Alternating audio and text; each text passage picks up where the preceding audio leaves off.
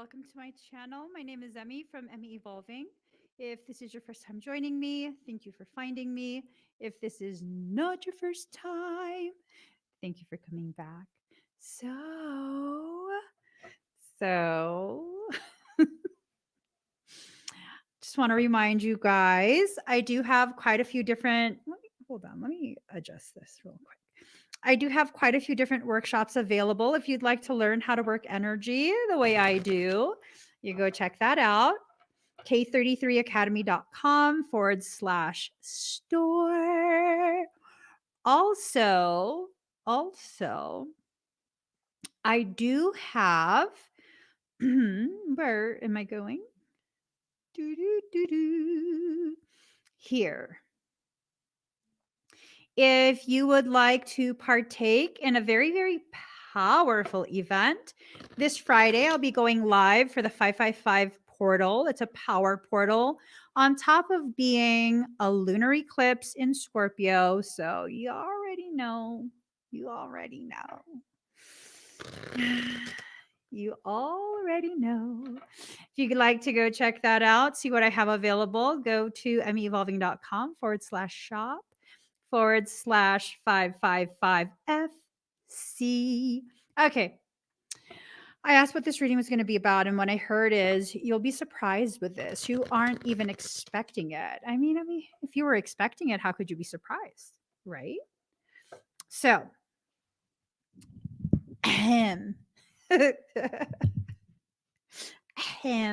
let's go ahead and get some cards ready, okay? It's been a long day. It's been a long time. And my hair is crazy, you know. It's crazy. It's crazy. Yes. I already shuffled these cards, but I'm going to, I don't know. I like to shuffle them all again before I pull, just so that, you know.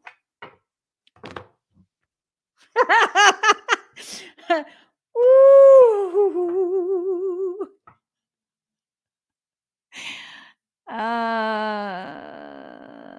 Okay. I'm not even going to mess around. I'm just really not in the mood to be punished. Whatever.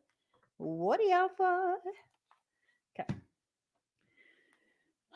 Sometimes I love you. Sometimes you make me blue. At times I feel good. Sometimes I feel used. Loving you, darling, makes me so confused. I moved my mic to the other side of me. It feels weird. It feels really weird to have the mic on this side. I was just trying to clean up some cables. It is what it is. It is what it is.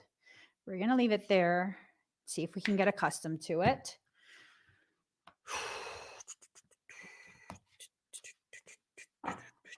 What other deck do you want, Michaela? Ella. Okay, what? What deck? This?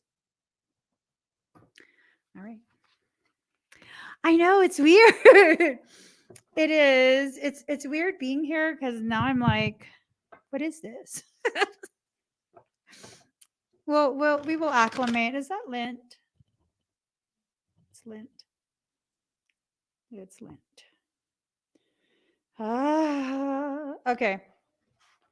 We're gonna be perfectly fine, girl. You're gonna be perfectly fine.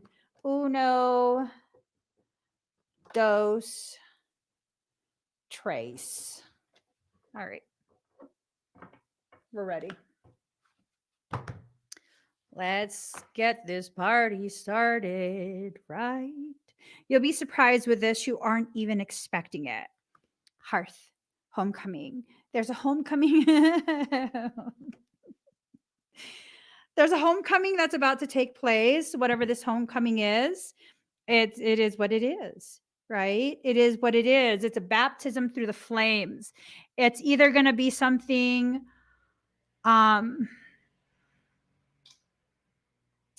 it's either going to be something I guess, uncomfortable.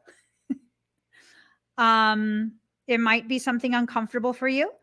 Probably not uncomfortable in a bad way, but just like uncomfortable in the awkwardness of the nature of it.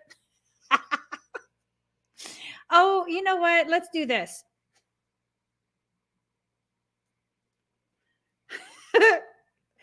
uh, let's do this instead. I'm just going to go ahead and do a clearing of everyone here. Okay. I'm just going to do a clearing. So if you would like to be cleared, if you'd like to participate in that, do hashtag clear. Okay. Hashtag clear. Let me get a song. Sometimes I love you. Sometimes you make me blue. At times I feel good. Sometimes I feel used. Loving you, darling, makes me so confused. I keep on falling in and out of love. I don't know what song to pick. It's just one of those days. It's just one of those days, is what it is. Let's do that song.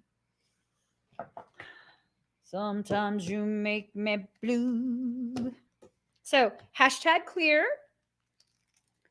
I'm going to be clearing the frequencies. Oh, that's why my lights look weird. I have the ceiling light on. That's fine. At times I feel good. Sometimes I feel used. Loving you, darling, makes me so confused. Let's do this song. Make it as loud as I can.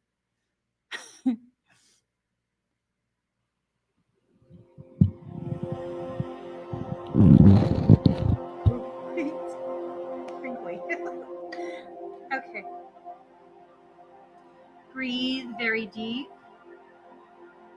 very slow.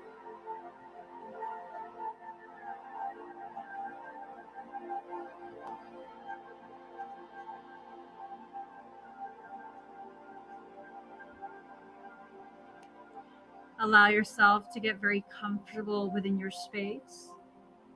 And if you would like to partake in this clearing, please put hashtag clear.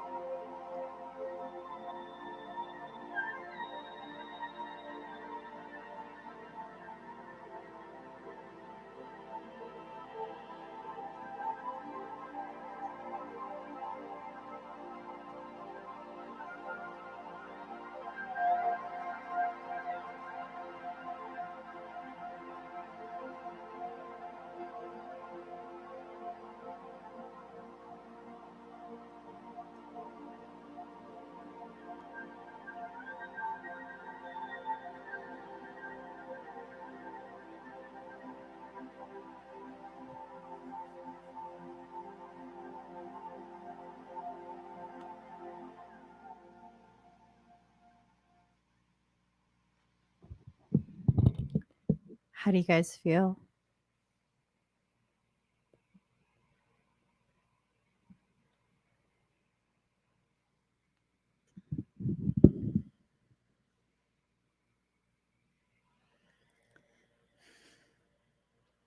You feel good?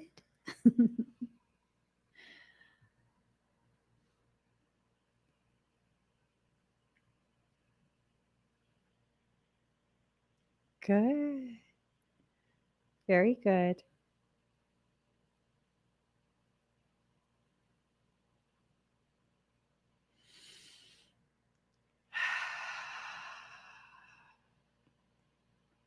I think sometimes when we go through these periods right before the portal date reaches its pinnacle, we start to experience very agitative type frequencies, frequencies that really cause us to become, in some ways, destabilized internally.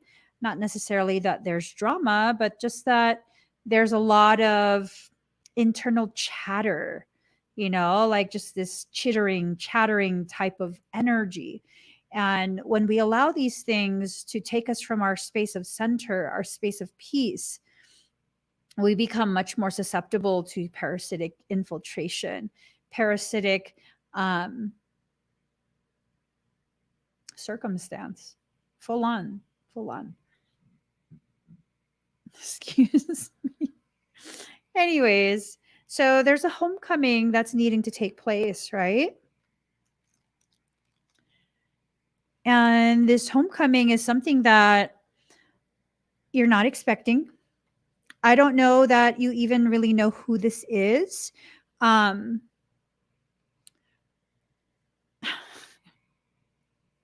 Michael says, do you not know who this is, or do you like to tell yourself you don't know them?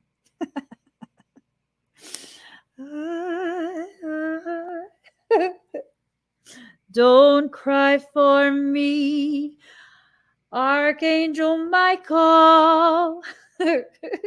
I don't even want to hear him. I just try to block him out.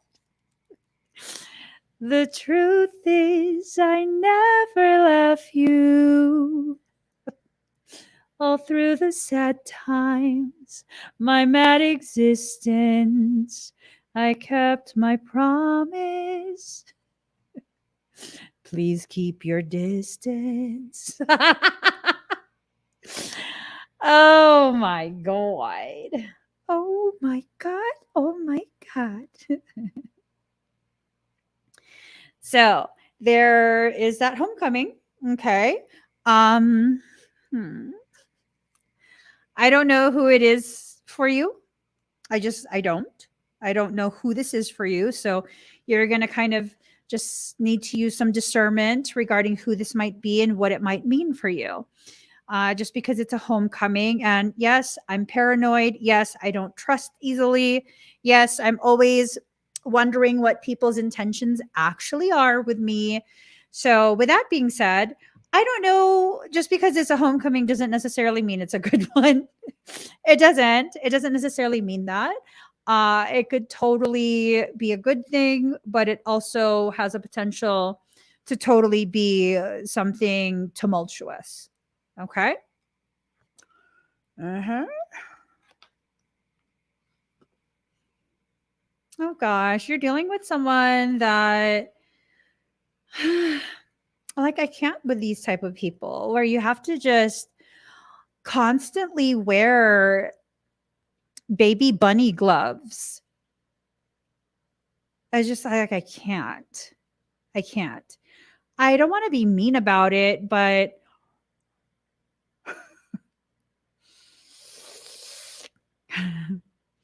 don't cry for me, Argentina. The truth is, I never left you all through the sad times, my mad existence. I can't not be mean. The Capricorn in me is dying inside. This is someone that just consistently, okay. There you see her, sitting there across the way. She don't got a lot to say, but there's something about her. She's trying so hard, so very fucking hard to be real nice. Okay. This is really someone that just gets upset about everything. That's exhausting. Like, anything that you say and do, they just assume worst case scenario, and they assume that it's worst case scenario directed at them. Oftentimes it's not even directed at them, but I'm kind of like, I have the proclivity to be like, yes, you're right, I'm talking about you. I don't have people like this in my life. I can't do it. Maybe you can, right? Maybe you can. I don't know, but I'm all out of songs.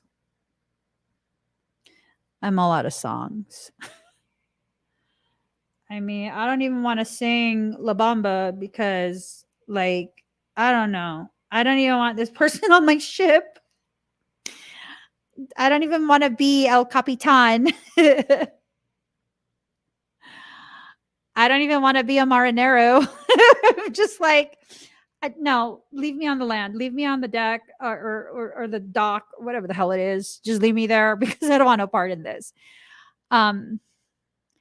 Okay, so Michael says to speak in third person.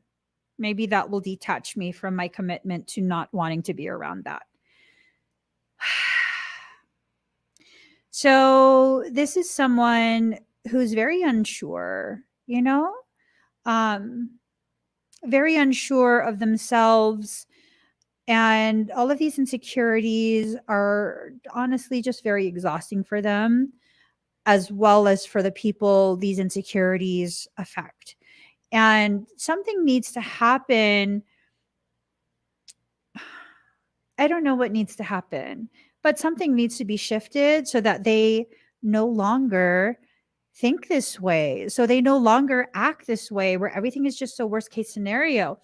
They haven't dedicated themselves to making a decision of whether or not they're going to be part of whatever this homecoming is.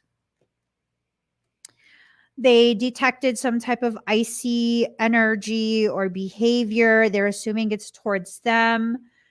And it's hard for them to process, because now whoever this is for you, they're completely triggered about being rejected. I don't know. It's just one of those things where I don't know. You should drink some Pediasure. I'm sure that the amount of stress that your body goes through, you're like burning through calories like crazy. I'm totally serious. This is someone who's just, I wonder if there's like emotional type Pediasure where you could just like take it in and it's like some type of liquid emotional corrector that will just feed all the deficient emotions so that you could just, chill out. Maybe. I don't know. Oh.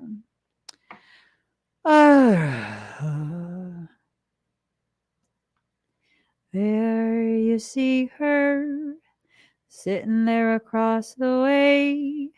She don't got a lot to say, but there's something about her. She's sick of your shit. She's sick of your shit. Just chill the fuck out.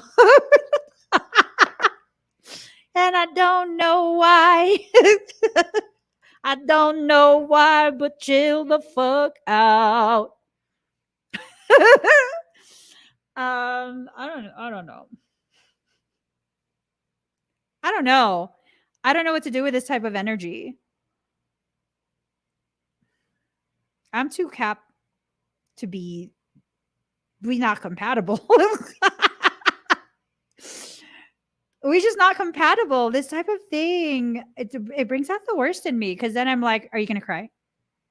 I mean, don't get me wrong, I cry too, but are you gonna cry again? What are you crying about this time? It brings out the real, like, just cut them with a piece of paper. Cut them with a piece of paper. Make sure it stings. Okay. I think I'm getting a little too, like, emotionally involved in this. Because now I'm like, I'll give you something to cry about. That's so toxic, though. Don't be like that. I'm talking to me and all my personalities that are plotting to be like that. Don't do that. Don't do that. Don't be that way. Okay. So, look, there's some type of mirror of you. You guys are mirroring each other. Don't get me wrong. I'm super emotional too. I'm very tapped into that emotion. But this is like shadow emotions, like really potent emotions that are never allowed to rise to the surface. And because they're never allowed to rise to the surface, what ends up happening is now you're all just discombobulated. Just purge it out. Take some emotional X-lax, just purge it out. You know what you need? All serious now. You know what you need?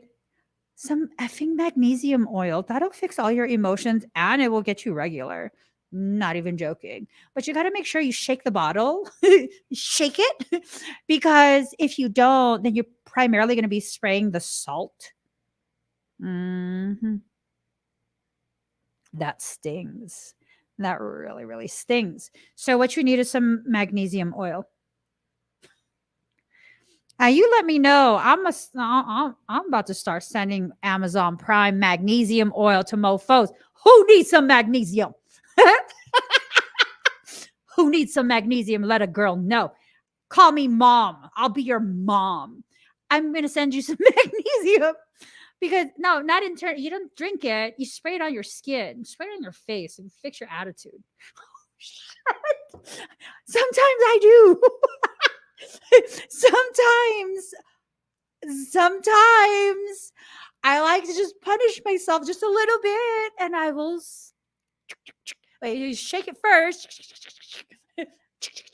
3 sprays in my facial oil, and I'm like, oh, because it stings. It stings, and I'm like, yes, bitch.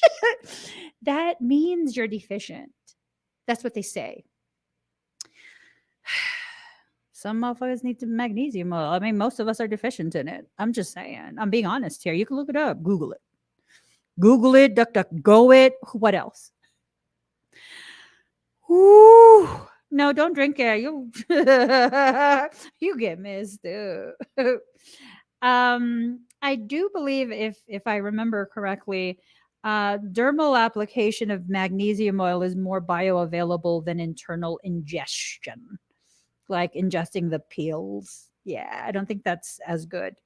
So someone needs a little bit of emotional recalibration. There's a lot of things, like being all serious now. There are a lot of things that whoever this individual is, they haven't allowed themselves to process whatever this is. It's like been all building up for how long at this point. And so what's going to end up happening is, that release valve is going to have to kind of be used. Something needs to be released, right? So again, homeland, right? Foundation. I think whatever this period is, it's setting up the foundation for all future periods. It's almost like this thing of they're being prepared to grow exponentially. Is this you? Are you being prepared to grow exponentially?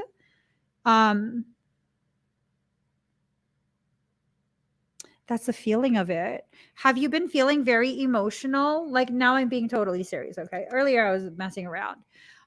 Because that's just, I don't know, that's so uncomfortable when someone is just that, like, I don't even know how to put it. Oh, I know how to put it, but that would hurt feelings. That's the last thing I want to do is hurt feelings when I'm being serious.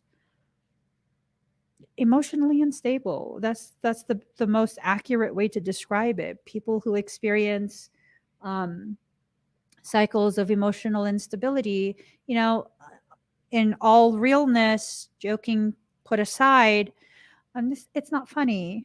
You know what I mean? It becomes something that's just so debilitating. And whoever this is, whether it's you or whether it's someone else, um, it's this process that you're having to go through. And you'll be surprised by what comes of it. I think for some of you, it's going to lead to the necessary things. It's going to lead to you being able to move forward, to heal, and oh,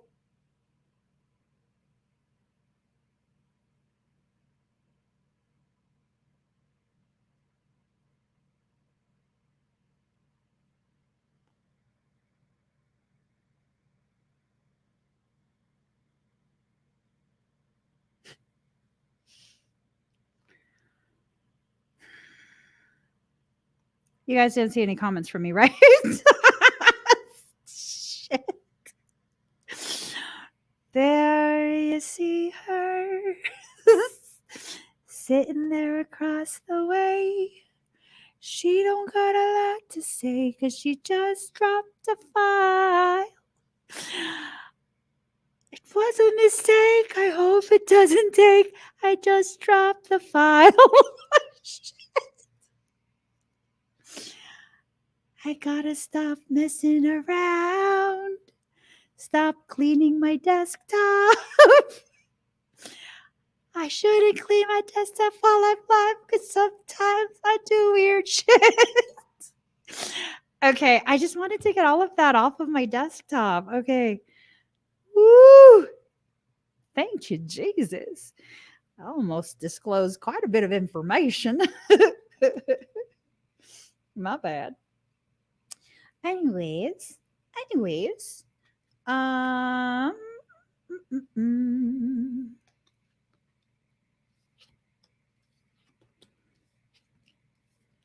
Okay. So, this is not something that's being called forward by anyone. Okay, it's just not.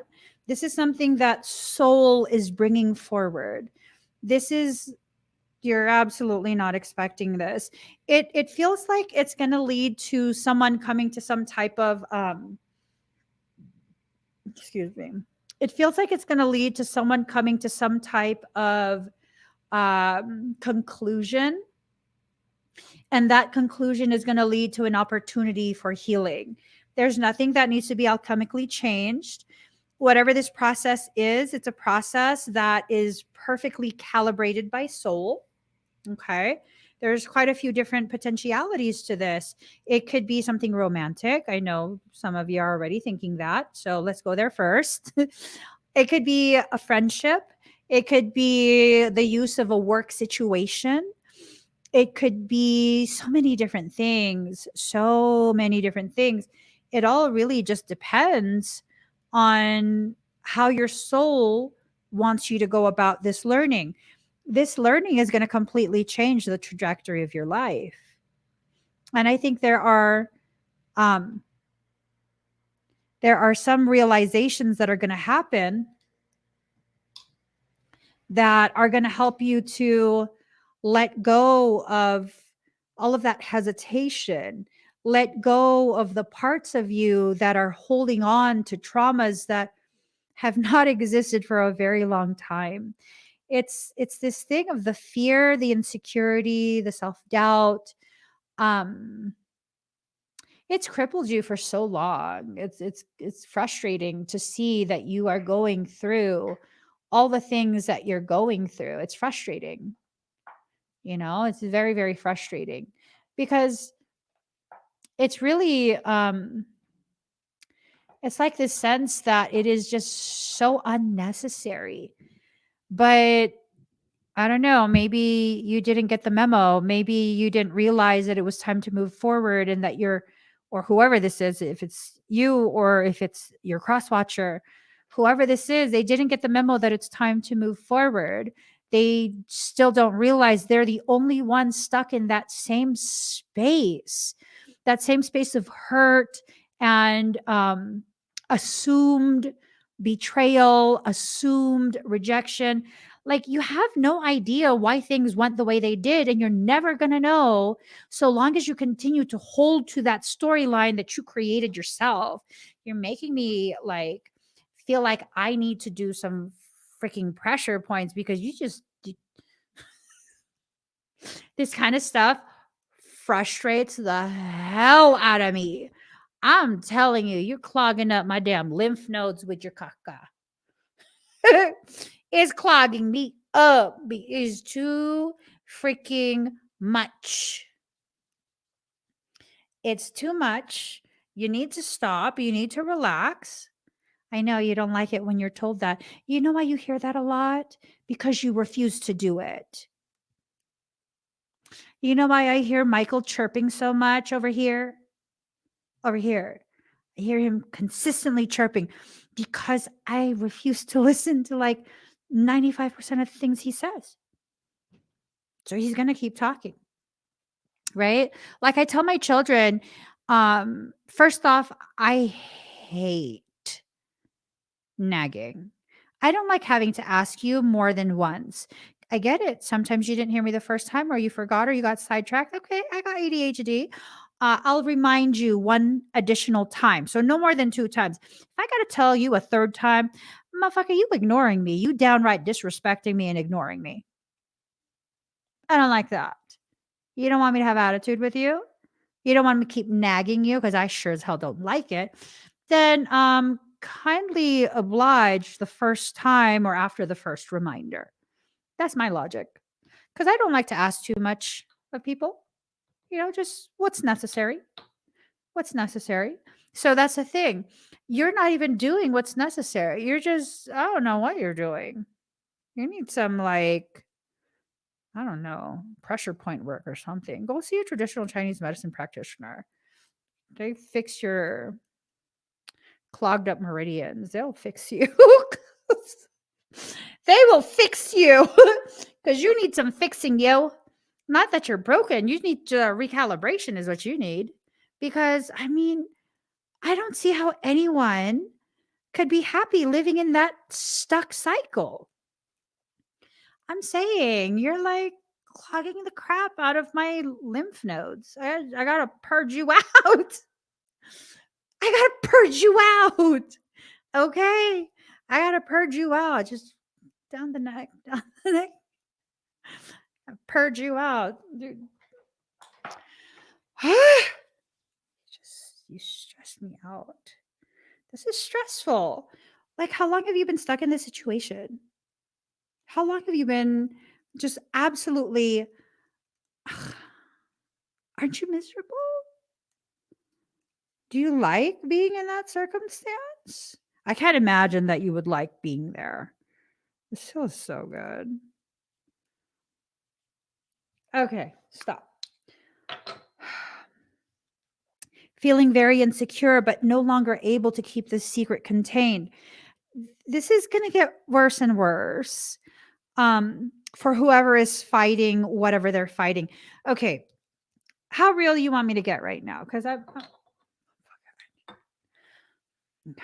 how real do you guys want me to get? How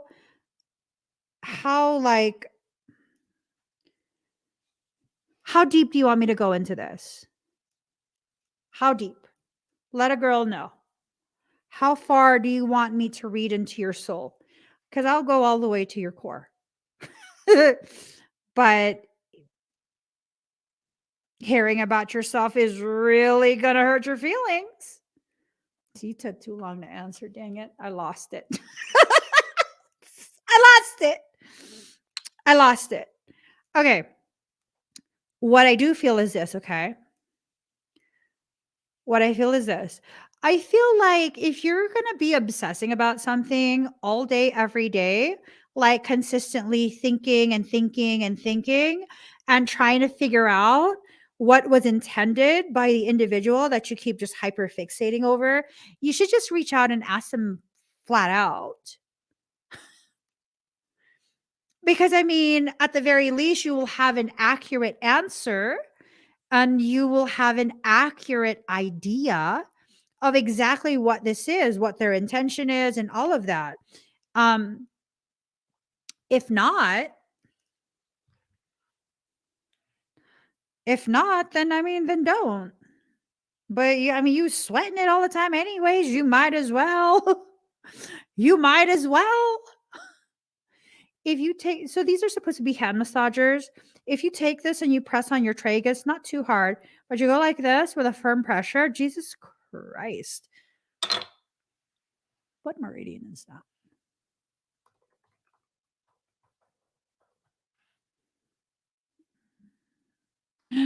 Mm.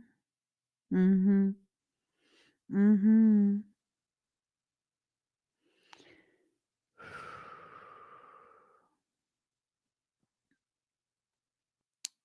It's a small intestine 19.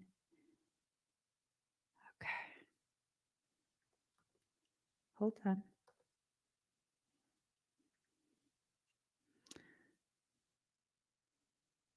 It's near there. Let's see.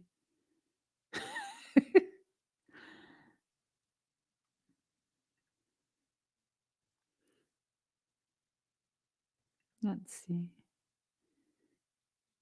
Sinusitis. Okay. So sinusitis is very much related to third eye drainage of toxic material. If you're struggling through a lot of sinusitis type things, I would assume that you're not allowing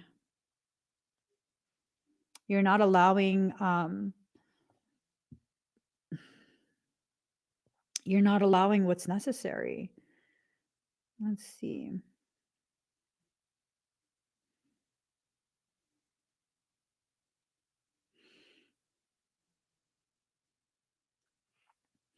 I'm wondering if maybe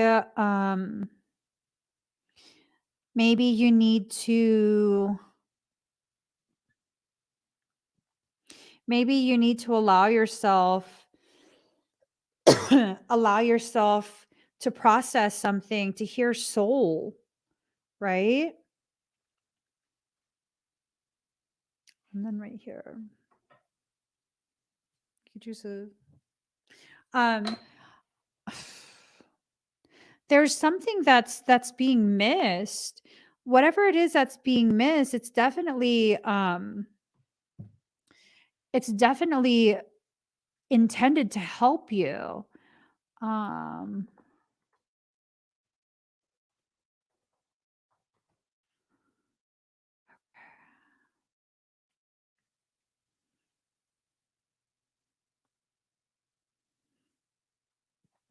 okay. Hmm.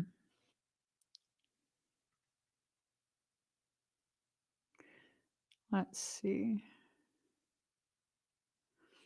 You could use the heavenly gate. It's up here, but no, it's right here, right by the tragus. If you don't know what the tragus is, it's this part of your ear. This part. Hold on.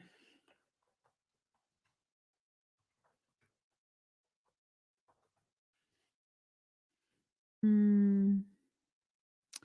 Okay, it ties into intuition and emotion. Um,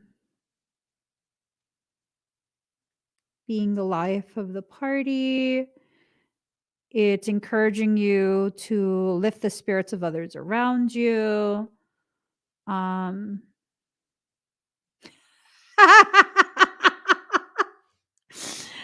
oh, is that why I had it pierced several times? I had my tragus pierced quite a few times. My body rejected it every single time. But it says it's believed the tragus piercing helps with managing aggression. What?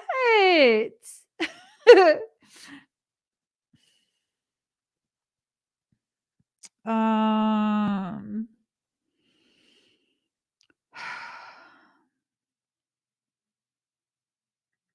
let's see. It helps to reduce anxiety, which I did have quite a bit of back then. Okay.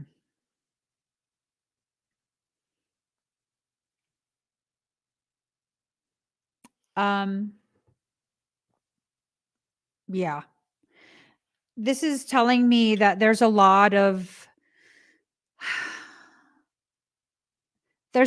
pent-up stuff, anxiety, depression, aggression. Maybe you've been being very, very aggressive with yourself, you know, just really like causing yourself to more than doubt, but it's almost like attacking the self at this point where for whoever this is, you don't know how to address whatever it is that's being or needing to be addressed, and um you're suddenly finding that life is positioning you in such a way that you're now able to address these things, but you're afraid, you're scared.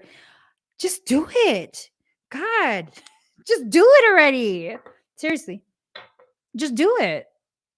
I mean, how bad can it get? You're already super miserable. Well, I don't know.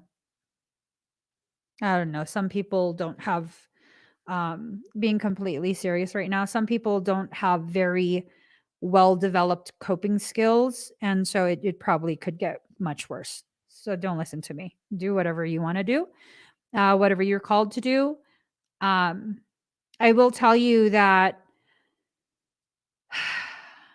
for those who are really fighting whatever it is that your soul is trying to get you to do, your soul is about to drag you through it. I'm not joking. Your soul is about to drag you through it, and you're going to have to do it anyways. My logic is that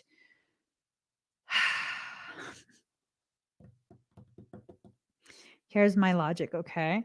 Um, even if I don't want to do it, if I choose to do it, at least I feel like I had a say in it versus I don't want to do it and then my soul forces me to do it. And then I feel like I've just been forced. My sovereignty has been taken from me. I feel so violated by soul. I feel like angry. I feel tense. I feel all of these crazy, crazy emotions, all because I feel like I didn't have a say. So I have a tendency to push things to the degree that I can sense soul is about to drag my ass through it. And then I'm like, no, you don't need to drag me because I already decided. It's just a little mind game that I play with myself.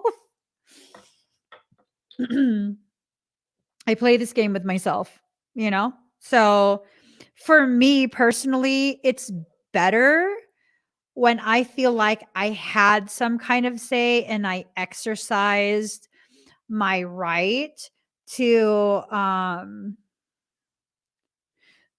like, I don't know, to do what my soul was already telling me to do and telling me it was going to force me through, right? So if you could do that, if you could just do that, you know, kind of just have a little pep talk with yourself and allow yourself to go through the motions of convincing yourself that, you know what, I'm just going to do it. Like, F it. I got nothing to lose. I'm going to just do it. It has a tendency to work better. It has a tendency to make you feel like, see, I made this decision. Okay. So you're being very much pressured to initiate something.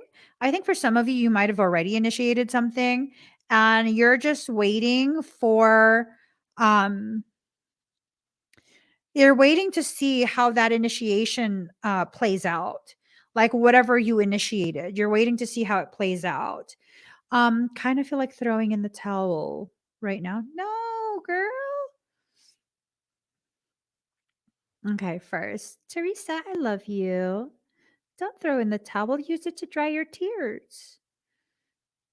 That's all. It's okay to cry. It's okay to feel that way. But you have to hold on to the resources that can facilitate a more comfortable experience for the things that you have to go through. If you allow yourself to utilize all the things that you have within your reach, right? All the different um all the different tools, it might be an easier time for you. Like I've had these for years. I never use them. And I really didn't want to do this reading. We're going to be honest. I really didn't. But I mean, yeah, no, I know that these are really good for helping to relieve some of the tension that I feel in mi cabeza. And it's really relieving quite a bit of tension rather than me sitting here letting my neck get all tense and then having painful shoulders later, right? So I go ahead and use this. It's one of the tools that my soul has told me, like, I need to always keep it in my little card holder. And so I do. And I've never pulled it out until now. You might need that towel. Don't throw it in yet. Love that. What are they?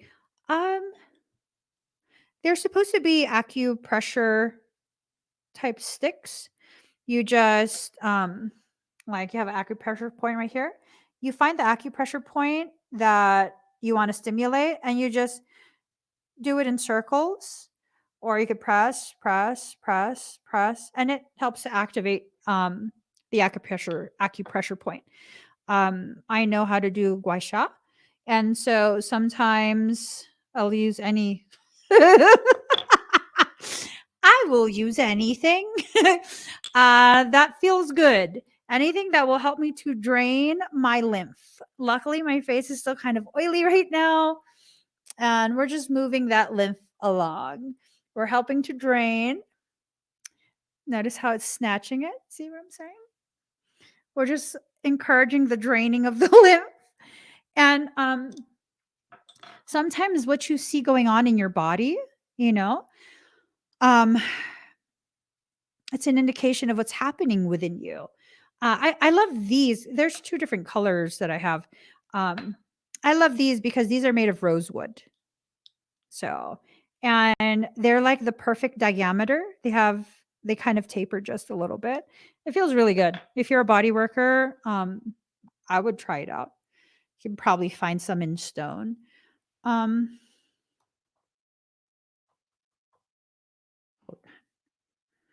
okay. It's about anxiety, depression, a lack of energy. Um, the lymphatic system is a mirror to how we embrace the flow of emotions and our ability to express feelings of sadness and grief. Oh my God, don't make me cry this late at night. What the hell?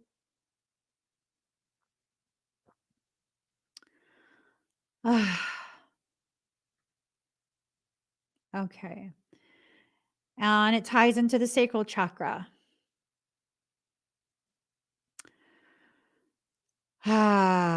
It is part of the energetic system. It's the energetic part of your system that connects to the way you're able to express your emotions, right? Many of us have a very sluggish, very, very sluggish and backed up lymphatic system, you know? Um, it's just one of those things. I don't remember where I got these from. They're super lightweight, and I think it was like, but I have wholesale. Oopsie. I have wholesale accounts at different places. I don't know what the actual price is, but I want to say these were like $2 for one. So maybe you could find something like this for like $4. It's made of actual wood, solid wood. So yeah, I don't know. I thought it was pretty cheap. I've had them for a couple years. So considering inflation, maybe they're like $200 now. Yeah, no, they're cheap. They're cheap. That's why I have so many of them. I have quite a few actually. These were the 3 that I um have kept in there. If I find more, my inventory for it, because I did have an inventory for it, I'll put it on my website for cost. I think it was like $2. I'm not sure. Well, if I find more, I will put them on the website for $2. Yes. Okay. So the lymphatic system, right? You have to allow yourself to flow and process through your emotions. If you don't, you get backed up, you get clogged up. Your body is telling you exactly what's happening, you know? Rebirth, you're going through this process of rebuilding yourself. Part of the rebirth is rebuilding your identity, your components. When a child is created, before the identity that's known by society, the body needs to be built up, right? Um, the body definitely um, needs to be built up. And if you will allow that, if you allow your physical identity to be built up so that it will begin to match your internal identity, you can find that beautiful center space. I think this period is definitely a period that's being used for you to find these aspects of yourself and who you should have in your environment to serve as a mirror and maybe like as a progress bar, right? Because there are some people in our environment who, whatever it is about their presence, they help us keep a closer, more intimate accounting of how much we are growing and how that process is going for us, right? Those are some beautiful people. The ones who can serve as a reminder of the self love journey that you're on, either because they point out to you when you're not loving yourself to the degree that you should or deserve. And sometimes they'll do it by loving you when you feel you're the least lovable, because that's really when we need love the most, right? Oh, is that what this is about? Mm. So it's kind of like, because y'all, I don't have all the answers. Sometimes it takes me a little bit to figure out what it really means. So it's this sense that I'm getting that I guess someone was looking to you, maybe. You're not anyone's keeper, but you do have an effect on others. So someone was looking to you to kind of see any indications of where they stand with you, indications of maybe how other people might see them, maybe I don't know, you serve as some type of barometer for them, right? And I don't know, maybe you had an off day, um maybe you said something or did something that had nothing to do with them, but they just assumed that you were intending it, directing it to them, and that caused them to kind of shut down. They were looking to you for confirmation, excuse me, that they indeed are deserving of love, and they didn't get it. But okay, I understand that. I totally do. I'm being serious. I understand that. But here's the thing, how unfair and unrealistic is that expectation? If you have not communicated the need, you cannot expect someone to fulfill a need they know nothing about, right? I mean, let's be a little bit fair here. There are people in your life who are willing to do this, play this role for you, right? But you never actually tell them what's going on. You never actually share what you're struggling through and what you need from them as a person that you trust. The best way to help me to understand how to properly support you is by communicating it with me. letting me know like, I just need someone to listen. Okay, I'll just listen. I'm not going to offer any advice. I'm not going to, I'm just going to listen. Or, hey, Emmy, I need your thoughts. I've been like struggling with this particular thing, and I want your thoughts on this if you can.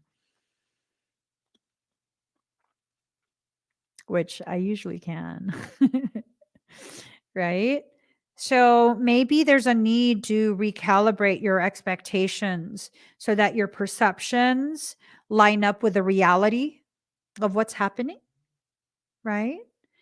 And that way you don't feel so disappointed because now you're understanding you need to be accountable for your behavior, meaning not that you're going to blame yourself, but meaning, all right, if I don't tell someone, they're not going to know,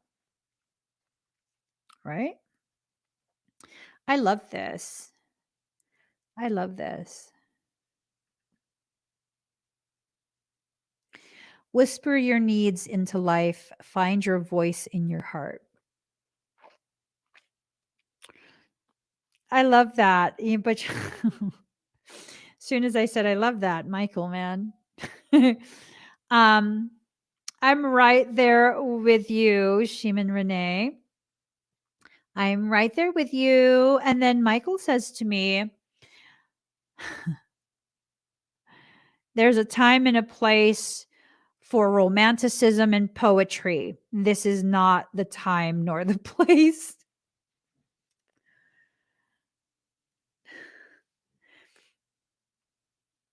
But I love that. Whisper your needs into life. Find your voice in your heart. Allow yourself to hear the song that's already playing and reverberating through your entirety. Ooh, crystal eggs are perfect for lymphatics. I'm serious. I'm serious. Just make sure they're not yoni eggs. If they are, wash them first.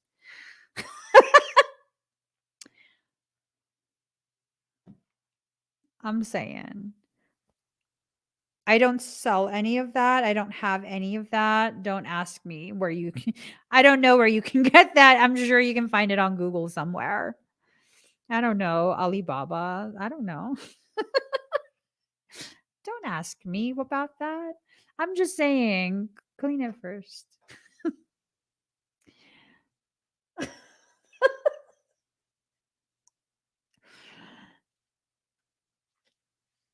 Michael goes, where did that even come from?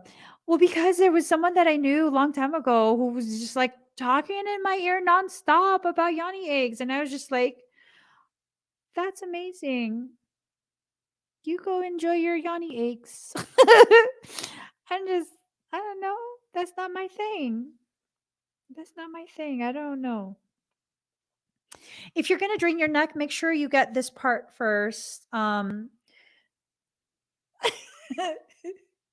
So here's my clavicle. It's this depression right here.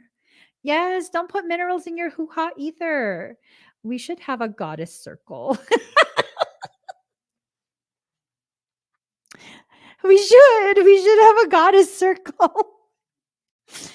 We should have a goddess circle where we can talk about all of this stuff, how to properly treat our kitty so that it's happy and purrs. Michael just face palmed. What? He just face palmed. What? It's normal. It's natural. It's part of being a female human.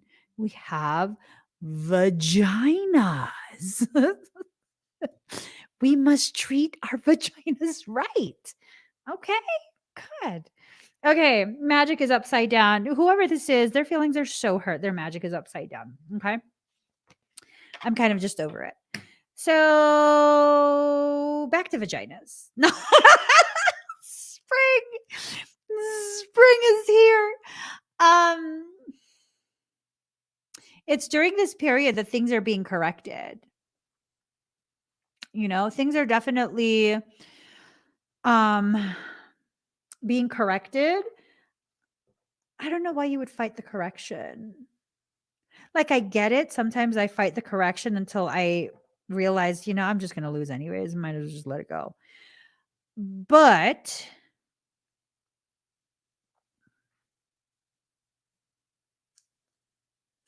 I feel like there's just so much information, minuscule details that are being obscured for me personally. So I can't give you further clarity on that. I'm just kind of irritated with whoever this is at this point. It's a general reading. I don't think that way. You know what I mean? I don't understand it. I don't think that way. Not that my thinking is superior, it's just my brain and my heart don't function like that. The moment I recognize my behavior as being toxic, I change it. So, I don't know. I feel like we've talked about that long enough. Okay, remembrance. Um hmm. I think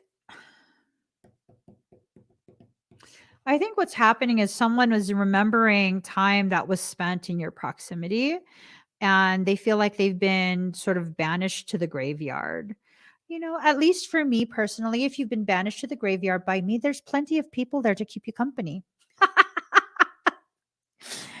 I don't tolerate much, you know? Like once it's determined to be toxic, it's toxic. I don't want that around me, right? I'm not quick to jump to conclusions or assume, but I'm just saying, once I determine that you're erroneously directing your toxicity towards me, you get sent to the graveyard. Oh, like, oh, poor so and so. They were toxic for me, so they got banished. I mean, you'll still continue to exist, just not with me. It's not that serious to me. I know it might be super serious for some, but it's really not that serious. There's billions of people in this world. Trust me. You'll find another person to befriend. Okay, so this is a sacred journey, right? The very, very sacred journey. And part of what you're struggling with, part of what is going to surprise you is that whatever it is that you're clinging onto that you've outgrown, it's gonna be let go of. So I see this happening. Um, I see this happening in different ways. Either your hand is going to cramp because you've got a death grip on it, right? It's going to cramp, and the pain of that cramp is going to cause you to let go unwillingly. You're still going to let go.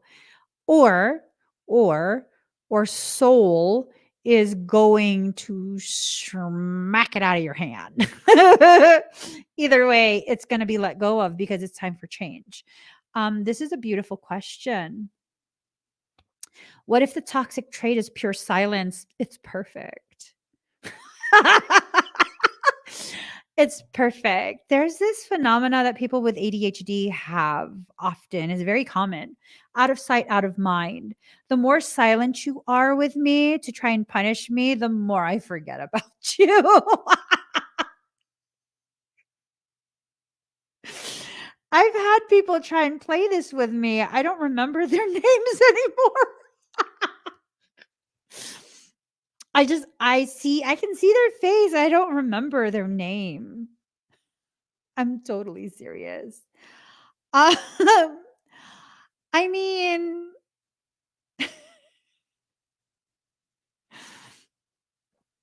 yeah. I mean, that's the best way to punish me is to give me the silent treatment. Ignore me. It will really hurt my feelings. It will hurt my feelings so much because I'm going to forget that you exist. That's just going to be completely suspended. And then after a time, and it's not even a long time, I'm telling you, it's not a long time at all. What I've found ends up happening is like a mutual will be conversing with me, and then they'll be like, "Hey, have you spoken to so and so?" No, I haven't. I haven't. What's is everything okay? um, yeah, you know, you got to put the strings away lest you trip over them. You got to put those strings away. That's the problem is you leave the strings hanging out. Do you leave the tag hanging out of your clothes when you go out? You know what I mean? Don't leave the strings out. It's very simple. To me, it's very simple. Come back and pull on the heartstrings hard, then silence.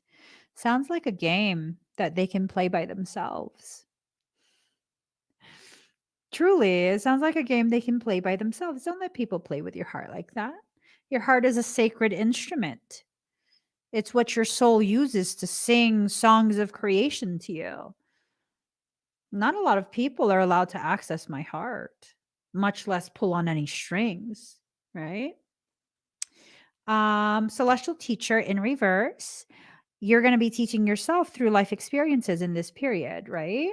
And the more you allow yourself to learn, like consciously give yourself permission to learn, the more fruitful this period can become for you. La la la la la, bow to your partner, then you turn around. Okay. The emotions are upside down, causing an imbalance. It's like this whole reading. Oh my gosh, you guys, let me tell you something. You are absolutely free to be who you are. Okay. First and foremost, you are absolutely free to be who you are. Now I'm going to be ridiculously honest with you. Okay. So here's the thing. Although you are free to be who you are, you do not get to dictate to others how to receive your behavior. You see, um, because of the neurodivergency that runs in my family, um, you know, there were a lot of developmental things that I sought additional support and understanding for, right? Because I wanted to be the most well prepared, well balanced, empowering mother I possibly could be for my children. So I remember one of my kids, excuse me, I had brought them to this program where there were other kids their age, and they were learning about socially acceptable behaviors, social cues. It wasn't something that I could teach because I don't know how to read social cues. I have Asperger's. And so I don't, I,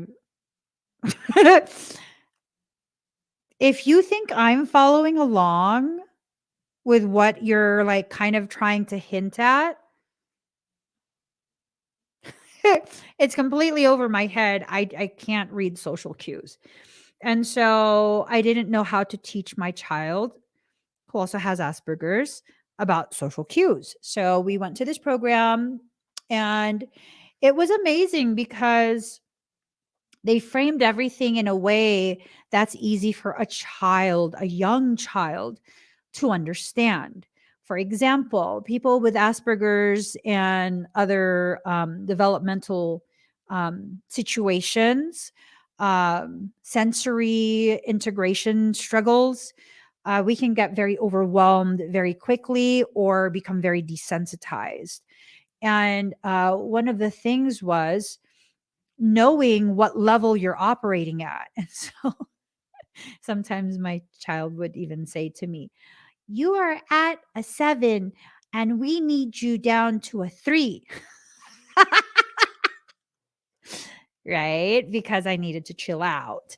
And so, we would do this together at times because it helped him to learn this is normal. We're learning this together. One of the most powerful things that they taught all of the children was that you are free to decide what behaviors you want to exhibit. That's your decision. You are autonomous. So you can do that.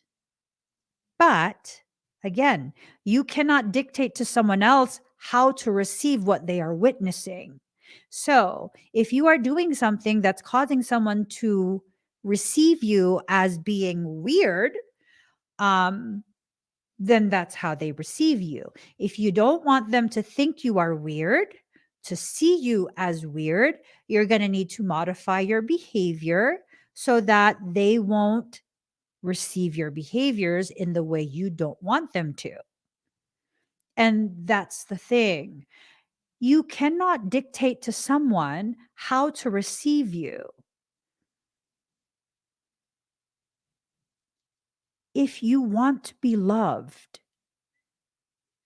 your behaviors need to be calibrated to the degree that it can communicate with words or without words this need to be loved. Now, for many of us, when we have a need because of the traumas that exist, we will exhibit the opposing polarity of behavior. Oftentimes, when people are in desperate need of love, nurturing, acceptance, they'll have coping mechanisms, trauma responses that cause them to push people away who are getting too close. Because some of the logic there is if I push you away before you have the opportunity to reject me, at least I was in control of that. Yeah, but you're still alone and still feeling unloved. So, what's more important? You having the power and the control, the ability to dictate the environment and everything within the environment? Or is it more important for you to have the very thing that you crave? To have access to the very thing that you incessantly think about day in and day out. I mean, you could be thinking about an orange. I've been on an orange binge. It's ridiculous. Did you guys know that I'm reactive to citrus? This has been a sabotage week. You know what I ate yesterday? I'm surprised I'm still alive. Yesterday, I had a cockamamie idea. I couldn't find the candy that I wanted at the Asian store, and I was so pissed off about that that when we walked through one of the aisles, I happened to see a can of tropical cut fruit. And I was like, yes, bitches. Because it has papaya, it has, I believe, guava and pineapple. Did you know that I'm highly reactive to pineapple? Yeah, so I waited until my husband got out of the car to run an errand in the store that I was not going to go into. And I popped that sucker open and I ate it in the car.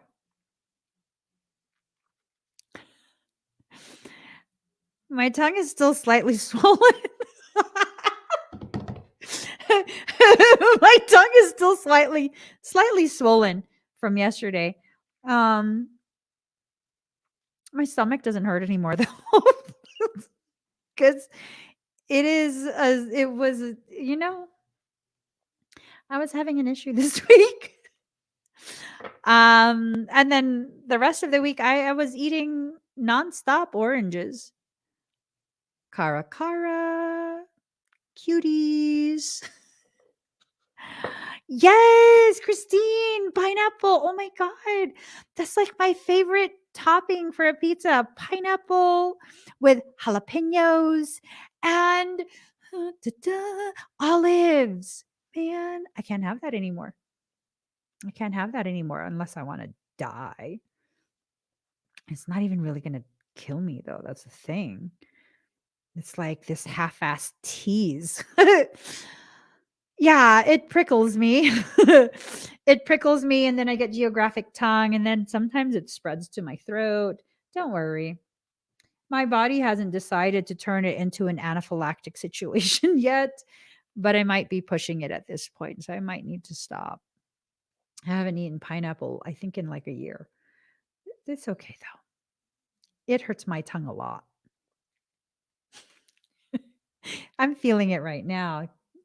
You didn't even eat pineapple today. You didn't eat pineapple today. You ate it yesterday. You already survived it. It's already been purged. Calm the hell down, Emmy Nicolina. Calm down, girl. Okay, so anyways, patience. There's a lack of patience. There's a lack of patience. I don't know if it's on your part or if it's on the part of whoever this cross watcher is.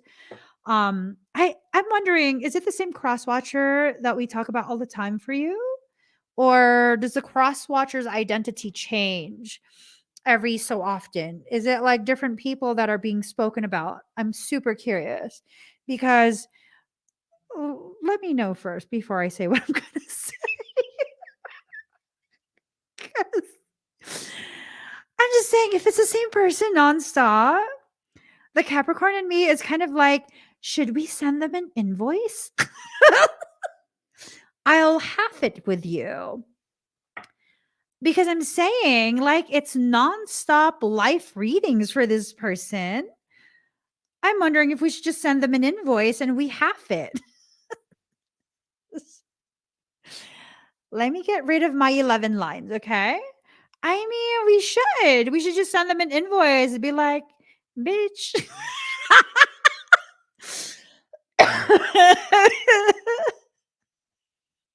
Let me I'm like, "What? What do you mean, what is this for?" For your life session that we just had and have every mother freaking day. That's what it's for, right? I gotta break up this fascia because I don't want no 11 lines forming. Let me just break it up, break it up, break it up, break it up. Oh, that like, ooh, the release. Do you see how it released tension in my forehead? I'm serious. Can you see? Can you see how that's smoothed out just a little bit? Serious. Oh my god. Because I see it. Oh my god. Let me rub it a little bit more. I just need to release it a little bit more. This one is extra. Ooh. That's what I needed this whole time. Oh my god. I don't know why I haven't used these. It feels good. Look at that though. Seriously, I was having some lumpiness right here where the muscle was starting to like really get tight. Okay, girl, focus, strength. Um, I think someone is definitely using their strength in an irresponsible way. I think that's what's happening. I think rather than using their strength to empower themselves and become more courageous in the way they approach whatever the situation is that's occurring. I think they've been using it to really dig their heels in and be super like stubborn, right? Be super stubborn. But at the same time, it's kind of like, are they being stubborn or are they simply just really afraid? If they're really super afraid, I'm kind of thinking about how, like, times where I'm very, very hesitant because I'm feeling afraid of specific types of outcomes. Um, what what do I do? Is that something that I can really allow myself to work through, right? Is that Is that a situation that's a very quick fix can be implemented? Or is that more like it's an entire process and very involved? Um, I feel like they're trying to punish me. Is it the same person? I feel like they're trying to punish me. I mean,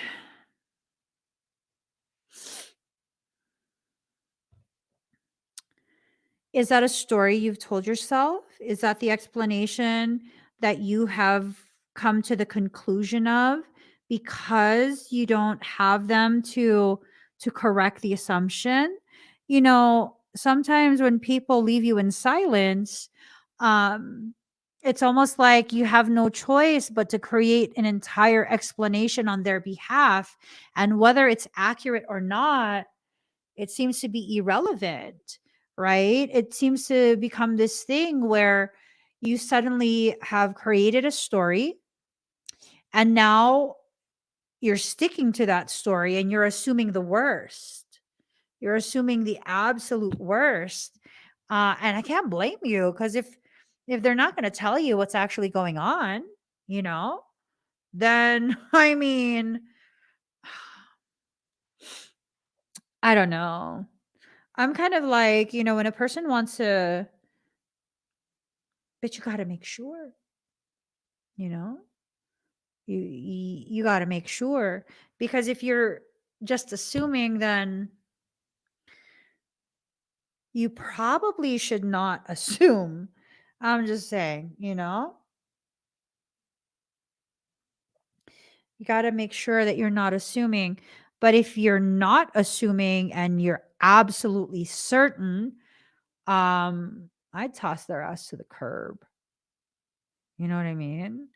I would totally toss them to the curb, because that's BS. That's BS.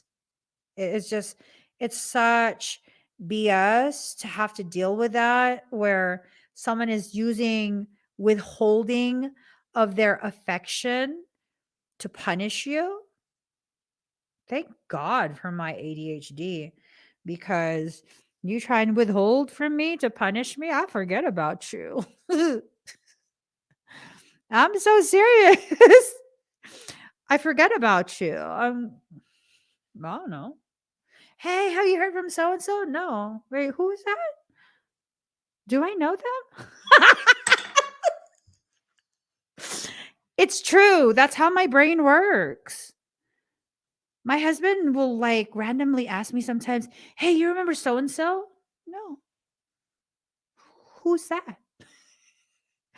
And then he'll be like, like we went to blah blah blah and did blah. We did? And then eventually he's like, "Never mind. Anyways, so and so just," and then he'll update me on this person. I don't even know who it is. I don't even know who it is. That's fine. Just keep updating me. That's fine. It's okay. It's okay.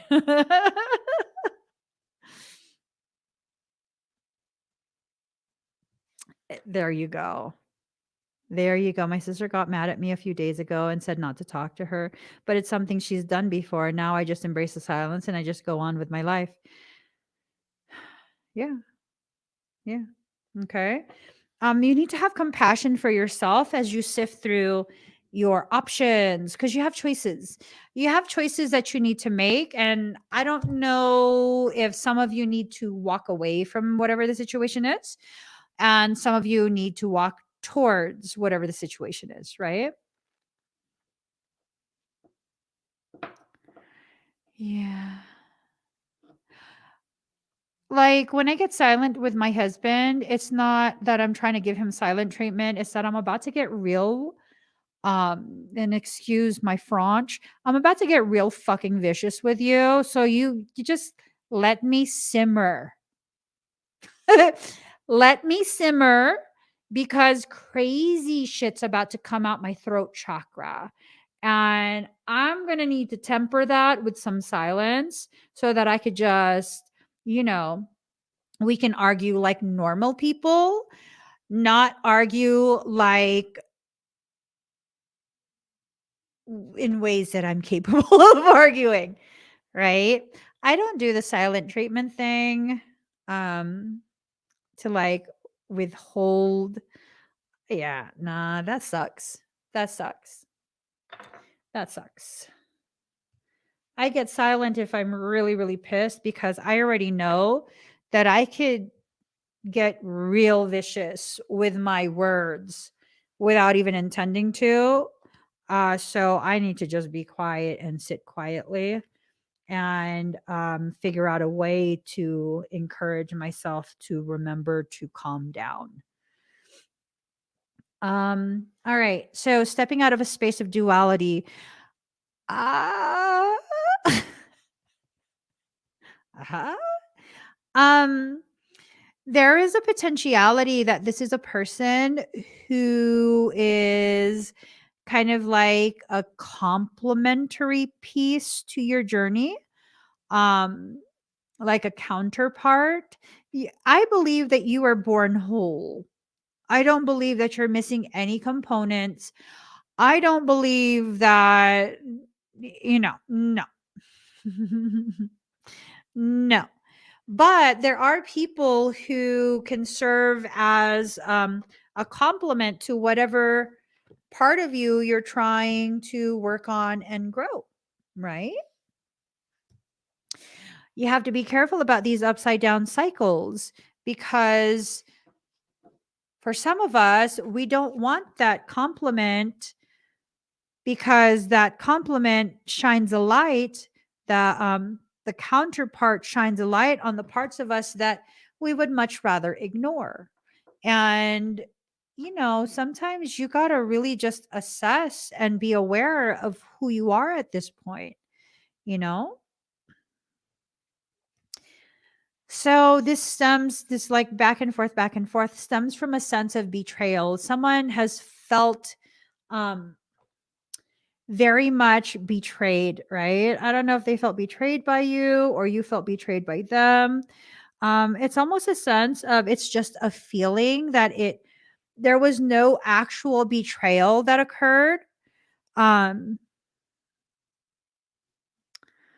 it's that hypersensitivity again, you know? It's that hypersensitivity rising up again where I don't know. I don't know how, but you're going to have to find a way to live in a different way where you're not just going to be hypersensitive to everything. Um Christine, it's a general reading, but it's like the same energy keeps popping up in the readings. So maybe you can give me your input. Boo, do you think we should like come together as a group and like send this person an invoice? Send them an invoice for life coaching that they keep receiving from us as a community. Do you think that we should?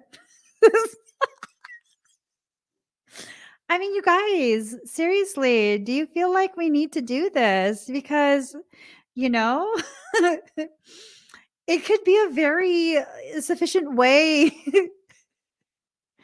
to raise the necessary funds for our soul sanctuary, right? I have been really focused on getting things built on that sanctuary already.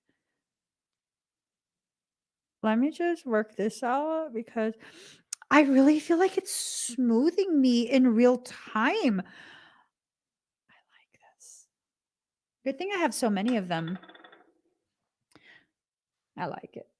Card number 1, Blu-ray Awakening. Blu-ray Awakening. You're coming to some realizations. You're coming to some realizations that are difficult to accept, right? These realizations of the ways in which you've sabotaged your own growth. You have actively been your biggest enemy thus far. You are your own enemy. That's sad. Literally sad. Um, Coming to this awakening as to the ways in which you have denied yourself the very things that you so desperately needed from others. There's many of you in this community who are amazing people, but you never allow yourself to receive. You never allow yourself to receive monetary support. You don't allow yourself to receive compliments, even. You don't allow yourself to receive words of encouragement and empowerment. You don't allow people to know what you're going through so that they can maybe make offers of words or potentialities, circumstances that could benefit you. Like, you just refuse to allow yourself to receive. um and I don't know why, because I do that too, and I don't know why we do that.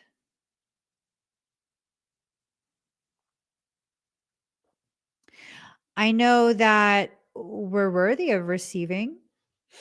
I know that for most of you, I feel like it would be a very accurate statement that for most of you, you are one of the most kindest, most generous, most loving people, and that you go out of your way to help.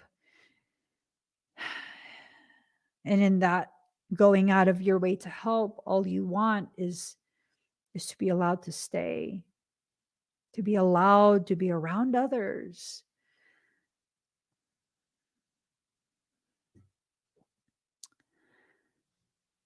It's scary to receive when you don't want to depend on anyone. That's called hyper independence, and it's a trauma response. It's because so many people in your history have failed you, disappointed you, abandoned you, rejected you, pushed you away when you needed them the most. And you've learned to not depend on people because, I mean, at some point, you're going to start protecting yourself, right? So, yeah, all you can do is work on it. That's all you can do is work on it, right? And eventually you progress and you go through situations that help you to see um, that you're making progress. As someone who is also hyper independent, it has gotten a lot better, but there's still a lot to work on. And in the past couple years, all of you have helped me to learn the importance of allowing myself to receive, and that I can trust people, that there are genuinely people who just love and want to help. And there's no ulterior motive. There's no need for me to worry about, like, are you helping because you're prepaying for me? That's a difficult one. I've had so many people in my history who have offered to help and do things for me or with me, because that is their secret prepayment for something they will ask of and expect me to do later on down the line. That they have effectively bought me for some bargain basement price because I was in such a vulnerable space. There was this person, so I'm not ashamed, I've lived in a parking lot. Um, and during that time, I was there for like 5.5 months. And then I was transient for another maybe 2, 3 years, right? But during the time that I was stuck in that parking lot and no one knew, I was still live streaming and just carrying on with life, because to me it was like, this is just part of something that I'm needing to learn. I don't know what I'm needing to learn, but the moment I've learned what this experience is going to teach me, I'm not going to be here anymore. I'm not going to be in this parking lot anymore. So I'm not tripping. I wasn't stressed out. I wasn't afraid. I wasn't any of that. Well, here's the thing: when this specific individual found out that I was in this space of vulnerability, which I didn't tell anyone, um, they immediately sent me, I think it was like $100 or something like that through PayPal. And that's a considerable amount of money, especially if you're in a vulnerable situation. And I was super grateful. And so I spent the next several months trying my damnedest to try and show my gratitude to the degree that when I had already um, began to restabilize, because I started my company, right? I began to restabilize myself. Um, I had not only paid them back, I doubled, literally doubled the amount they sent me. So if they sent me $100, I PayPal'd them back $200. And I continued to express my gratitude and do whatever they ask of me. And then one day I realized, oh my gosh, they did that to put me in their pocket.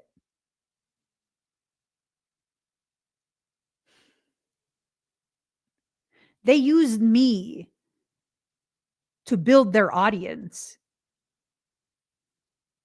for $100. Yeah. What was the lesson, if you don't mind? Oh. It was a hard lesson. It was a very hard lesson. It was the lesson to receive. Because up until that point, I was doing all the work that I do now completely for free. And I would literally do it all day for about 18 hours a day. Literally. You didn't even need an appointment. You just had to message me on Facebook Messenger. Complete strangers. I do everything for free.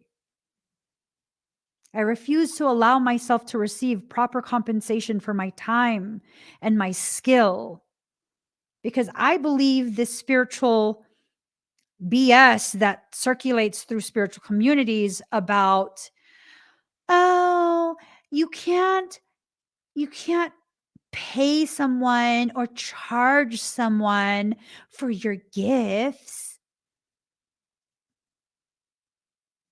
Were you gifting me something in return? No? Were you gifting me the groceries that I would buy for other families? Were you gifting me the items that I would buy for other homeless people that I come across? Were you gifting me the necessities that my children needed? Of course not. Of course not. So that was one of the things that I had to learn, was that I needed to allow myself to receive. I also had to be put in that type of situation, not to punish me, but to break me open.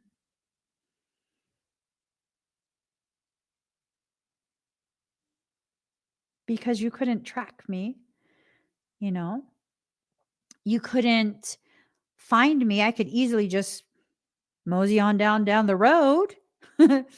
um, it created almost like a fearlessness within me of, you know, I can slowly begin to just be myself and share more of my perception, share more of this and that, because at the time, remember, the work that I do is about 5, 6 years ahead of what social media is sharing.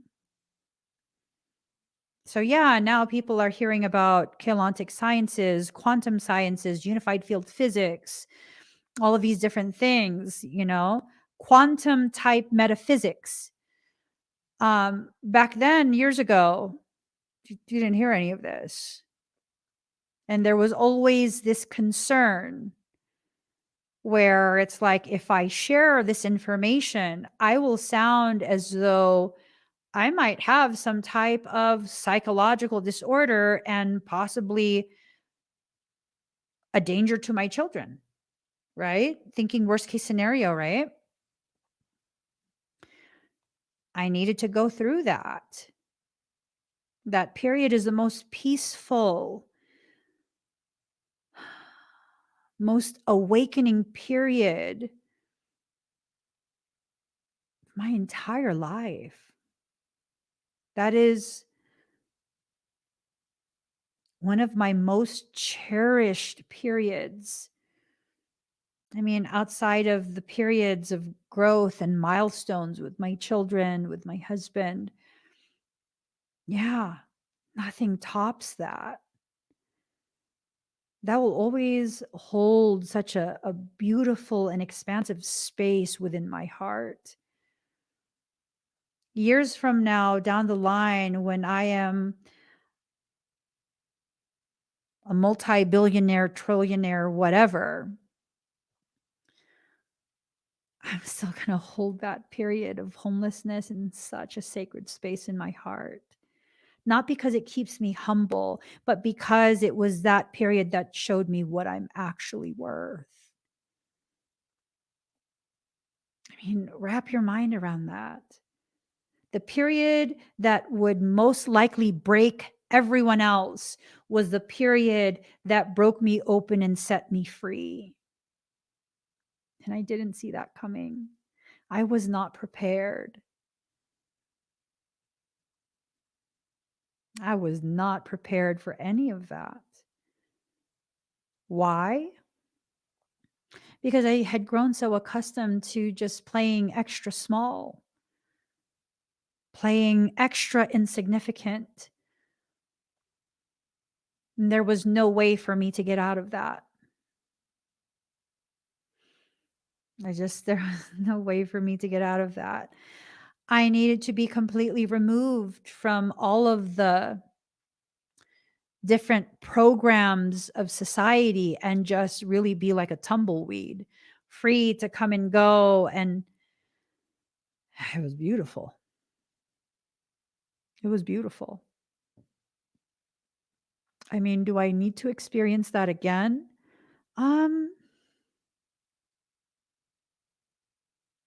I trust my soul to know the answer. Would I willingly live like that again? If my children would be willing to, yeah, I would. Absolutely. But this time we're not going to have an old broken RV. I'm just saying. I'm just saying, okay? If we do live like that again, we're going to have slide outs. We're going to have a double decker RV. Boo, I work from home. I'm going to be comfortable, okay? But yeah. I think we all go through the lessons that we need to become more of who we are.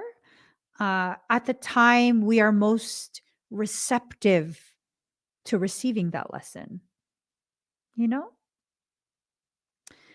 And I think that even though we are at our most receptive for the type of lessons that we're learning at that moment, we're not always the most aware that we can be regarding the lessons we're living through.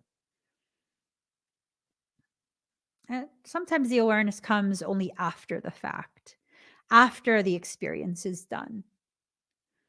I would say that there's no experience that I've had that is necessarily a bad one. All of the experiences that I've had have been experiences that have grown me. But it's important to temper what I just said with the reality that a lot of these situations that have grown me, from the outside looking in, they look like really fucked up situations. Like really, really fucked up situations. People cyberbullying me and all kind of different.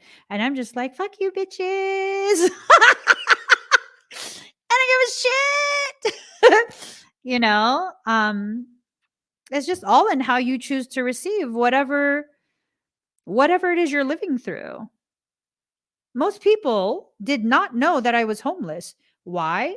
Is it because I'm a good actress and I was hiding it? No, I didn't share it because that was a private moment that I was experiencing. I knew I was in the midst of a massive lesson, and that was for me. It was for me, right? Had nothing to do with shame.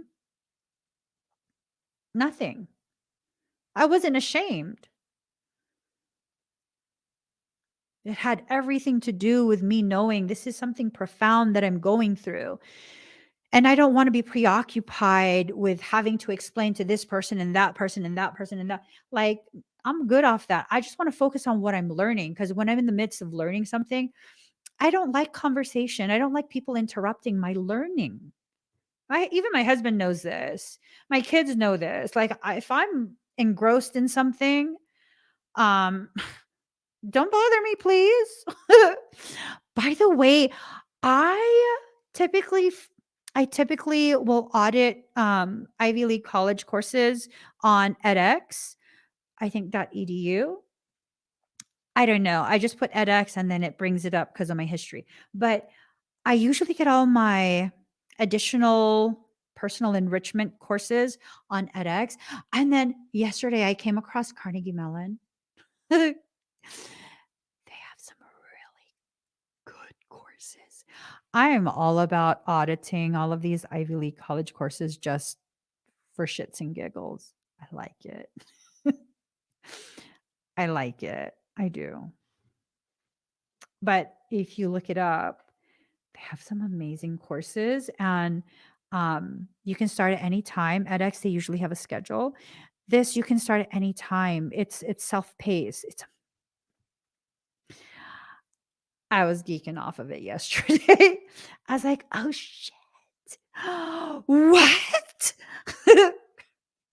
You have level 2 biology? Oh, shit. Oh, I'm excited about it right now. Just center. Card number 43, rejuvenation sigil. You got to allow yourself to be rejuvenated. You know, you have to allow yourself to really just be rejuvenated. You have to allow yourself to let go of the things that drain you. It could be people, places, things. It could be mindsets. It could be memories, whatever it is, whatever it is.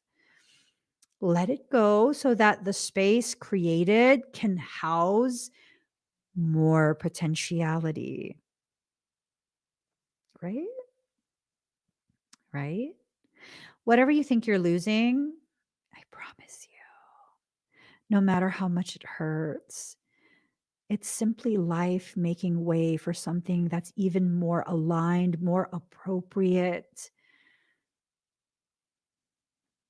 Yes. About a year ago, I think it's about a year ago at this point. I don't really know when it happened, but I want to say about a year ago, um, a long-term friendship that I thought for a long time was a very important, very sacred friendship. It ended. It ended because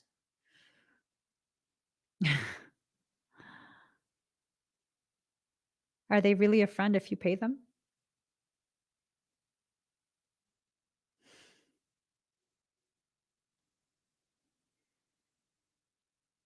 Is that really a friend, or is that me being a sugar mama?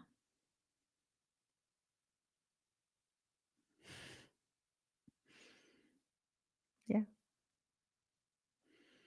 And it ended.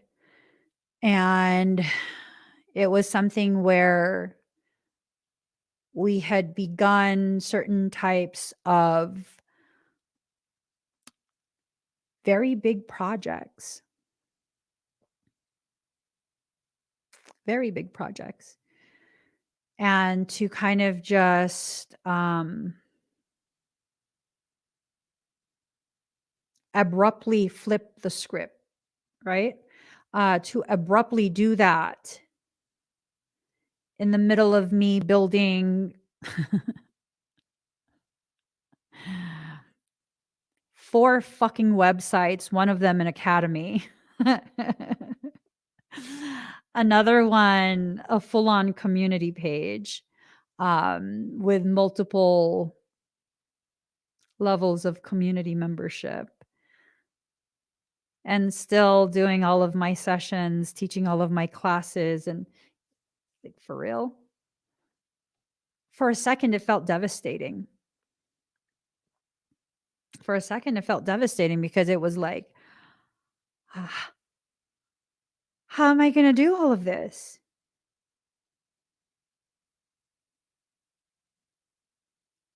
And then I realized, oh, that's right.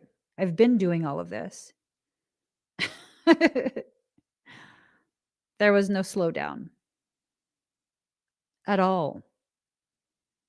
There was no slowdown. There was no nothing that happened outside of the creating of space for the real people who should be part of my life, part of those projects to come forward, be recognized by me, and be invited to take their proper place in my life, in my journey, in our community.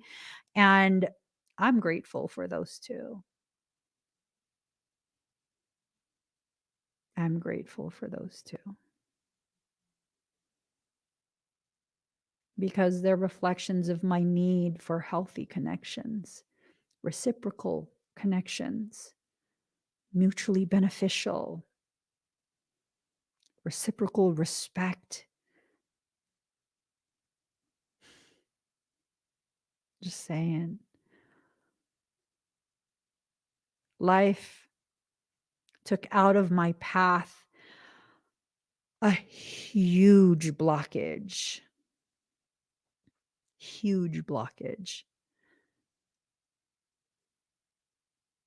and brought to me the very people who are perfectly aligned for all of the things that I need to do, because it's a part of their journey as well. I don't mourn anything about that loss. It's not a loss to me. It's a cleansing. I was cleansed of my own bullshit. Because I promise you, that is the very last person I will ever initiate that type of cycle with again. Where I will convince you that you are doing me a favor by letting me take care of you, no benefit to me. And have gratitude that you're letting me take care of you, giving you a free fucking ride. Never doing that again.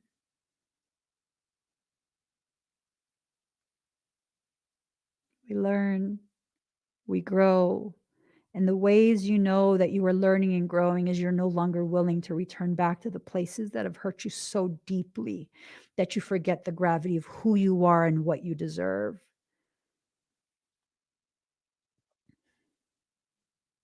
And I know with that situation, it was this thing of like, you're going to say really fucked up shit to me. And because you think I'm someone that's very, very similar to another person that you know, and that other person that you know lets you get away with that shit and eventually forgives you.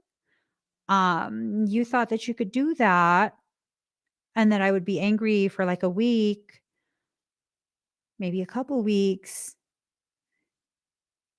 and then we'd go right back to the way it was. And then, how'd that work out? How'd that work out? You're going to punish me with your silence and your absence. How'd that fucking work out? Yeah? Worked out for me real well. Thank you.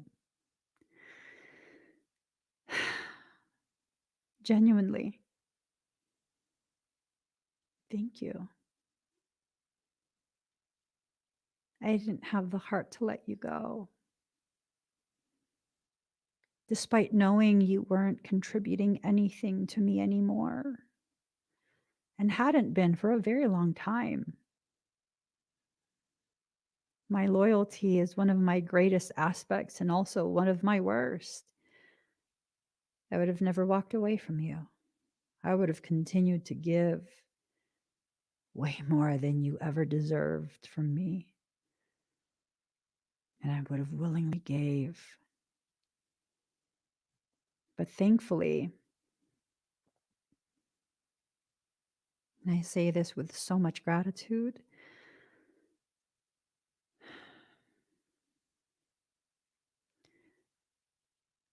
thankfully you got tired of pretending and actually behaved like the greedy, ungrateful bitch that you are. Because it was in that moment where you tossed me aside that you actually set me free. And I'll forever be grateful for your pettiness and your rage. Because I was committed to providing for you for the entirety of your life. I wasn't joking when I said that one day it's my dream to buy you a fucking estate. That wasn't a joke. I was willing to take care of you in that way. And I'm so glad that you did what you did. Because you opened the way for the people who actually deserve that kind of love and loyalty that I give. You guys, you have to see things for what they actually are.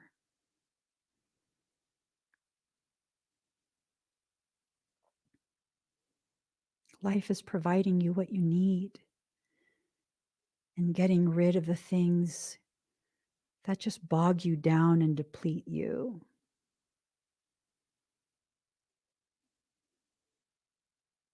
See your life exactly as it is, not the horrible story you tell yourself. I could have easily seen that as like, oh my God, I can't believe they betrayed me. That wasn't a betrayal.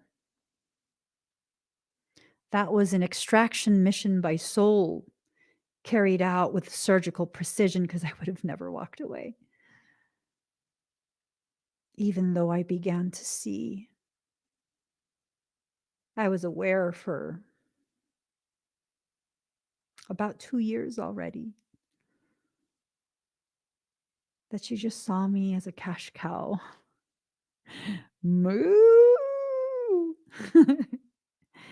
And I ignored it because I was already committed to my loyalty.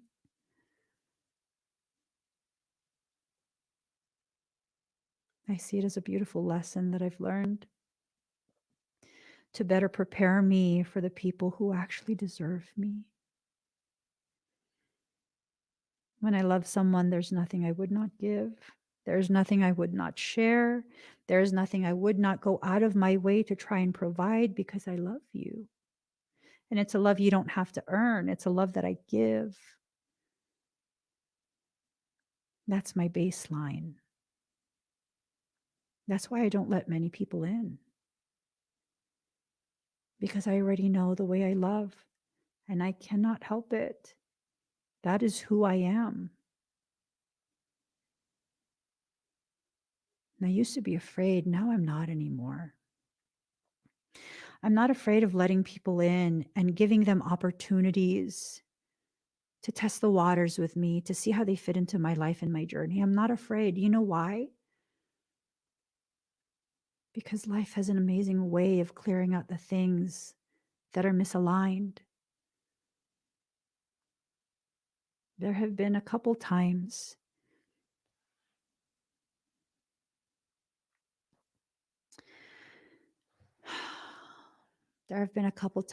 where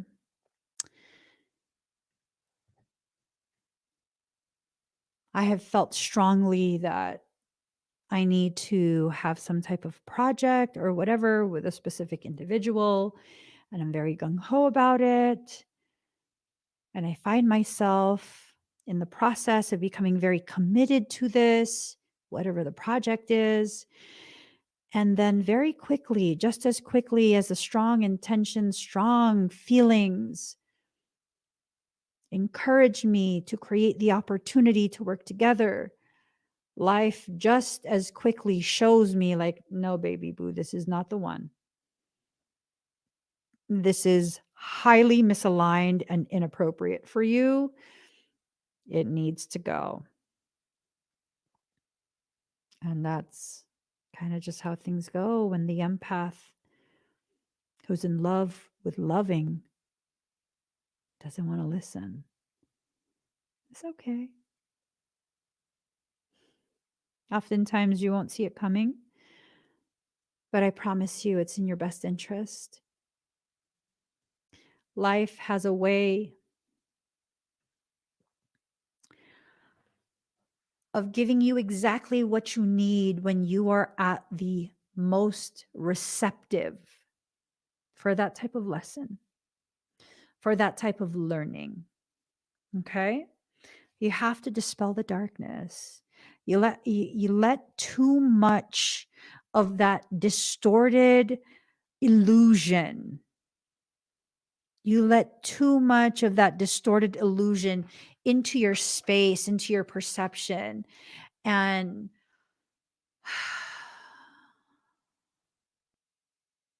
it causes you to believe things about yourself that are so far from the reality of you.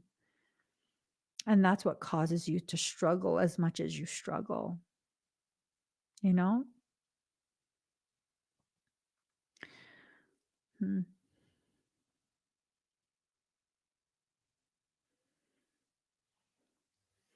Twin ray healing in reverse. I'm wondering if what you'll be surprised with is the mirror of your wounds. A person who mirrors your wounds and your toxicity to the degree that you need to see it, the depth, the height, the thickness. If we don't allow ourselves to make better sense of where we are, soul then brings an externalized projection, a mirror, so that you can see from outside of yourself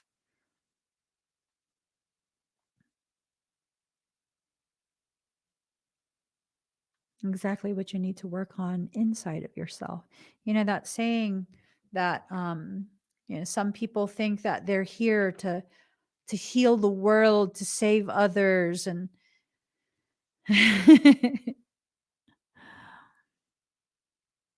I'd say the mark of a good healer is someone who's endured such trauma that their perspective has become so far expanded, and their awareness as well, that their understanding of the different potentialities of ways to overcome have become so highly developed. And they can help you to parse through so many messages from soul, get to the root of what needs to be done, what solutions need to be implemented, and how to implement them, that you become so empowered you actually do it. You know what makes me a powerful healer? And it's taken me years to get to the point where I've allowed myself to identify as a healer. Years. I've been doing energy work before I was ever publicly visible. I've been a medical intuitive since childhood. Childhood.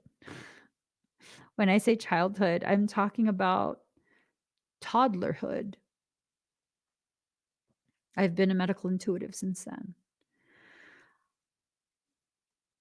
And I've been working since 2016 to allow myself to receive the honor of carrying the label of healer. It's a journey all in itself. Very challenging journey. You know what makes me a powerful healer?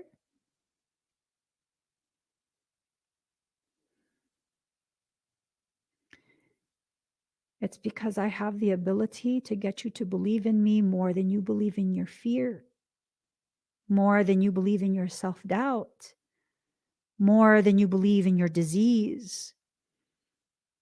Your belief in me is what gives me the ability to supersede the situation, to get in front of it, and then divert it into the areas that I know will help you to heal. That's what makes me powerful. Not my gifts. I can do a lot of badass shit, I tell you. but I won't tell you. Because why do you need to know that? But seriously, I could do a lot of badass shit, but that's not what makes me powerful. What makes me powerful is the fact that you believe in me more than you believe in your fear. Ooh.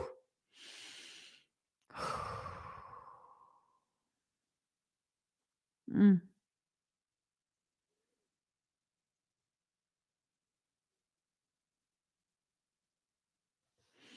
this right here. Willingness to keep fighting to heal self. How can you heal when you fight? When you fight, every movement you take during that fighting stance rips the wounds back open. Took me years, most of my life, to learn that as long as I'm fighting, I will not be healing. It is one or the other. And if I fight, that progress I think I'm making, it's not. To heal is to thrive. To fight is to simply survive the moment, hoping you'll have enough in you to survive the moment that follows right after.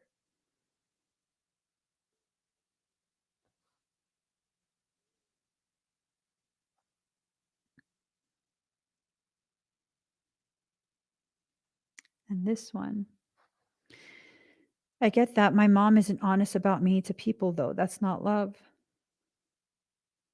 How do you know? Are you speaking spiritual love, omni love, or human love? Do you know how much love has to exist between two souls for one to volunteer to be the mother who will never, never be able to explain to you properly, sufficiently, that what they're doing was agreed upon and is furthering something that will better prepare you for whatever purpose you are here to serve? Let me tell you, I have a mother who isn't honest about me to people as well. You know what that did for me? It gave me a bold courage to be as transparent about myself as I care to be. Because guess what? If you are not going to like me, it's because I am honest as fuck, not because you heard a lie. So, you want to ask me something? Go ahead. I'll answer it.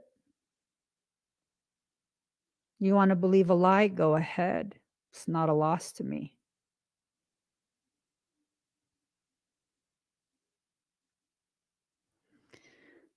Another thing that I realized,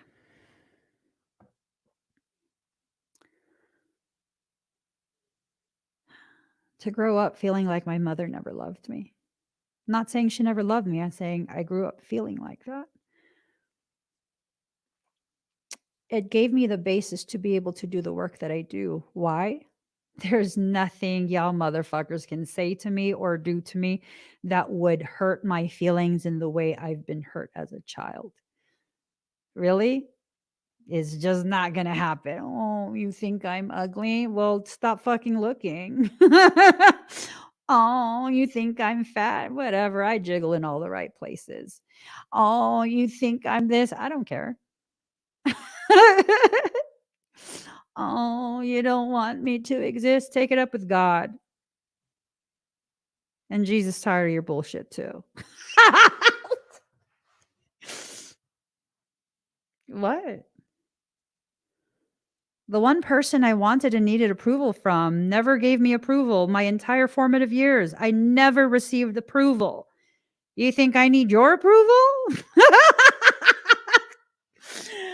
Ooh, mama raised a savage. I don't give a fuck if you approve of me or not. Are you kidding me?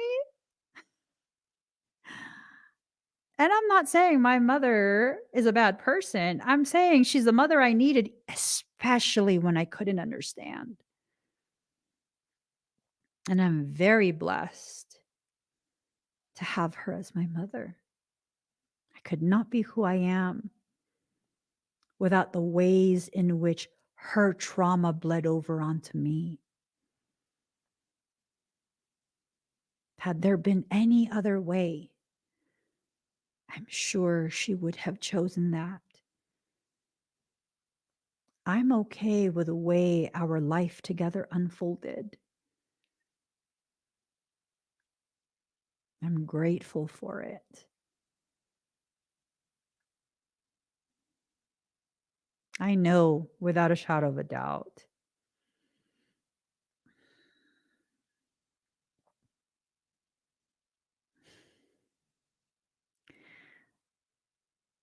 She loves me more than she could ever know how to explain.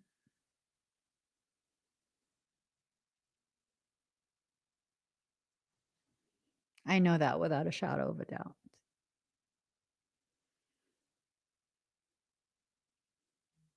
Without a shadow of a doubt. I know that we couldn't have a healthy relationship until I had grown enough and matured enough to be able to guide her with courage out of the dark space she's lived in her entire life.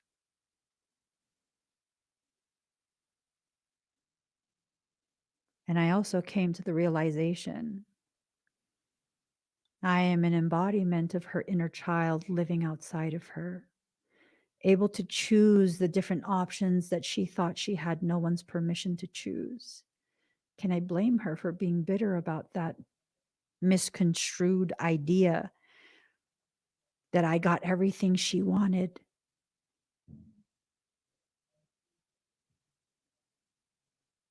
Am I really only capable of loving someone who loves me first?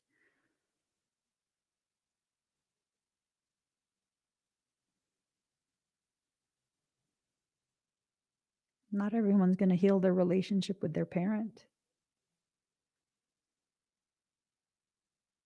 So long as you remain in the same mindset that created the issue and allowed the issue to continue to be fed, you will not heal it, nor will you heal yourself. And that's not your parents' fault. I'm not saying their behavior is justified or okay. I'm saying you're making a conscious decision to remain trapped in the same situation that you've been trapped in as a child. But guess what? You're an adult now. That means you have all the control. And don't give me the whole I don't have any options. I don't have anywhere to go. I went into a parking lot. To exit that, I went into a parking lot. You know how I ended up in a parking lot? Homeless? Michael intentionally broke the brakes on my RV. He told me to go to Colorado. And once I was there, he broke my brakes. He cracked the master cylinder. I couldn't leave.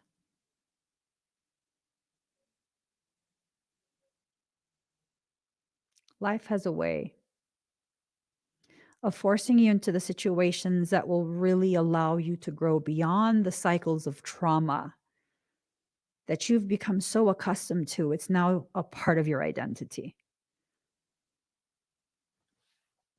So,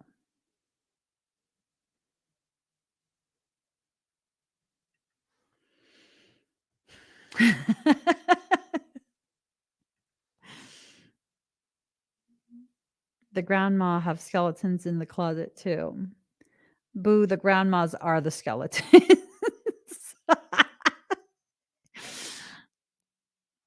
I'm just saying. I'm just saying.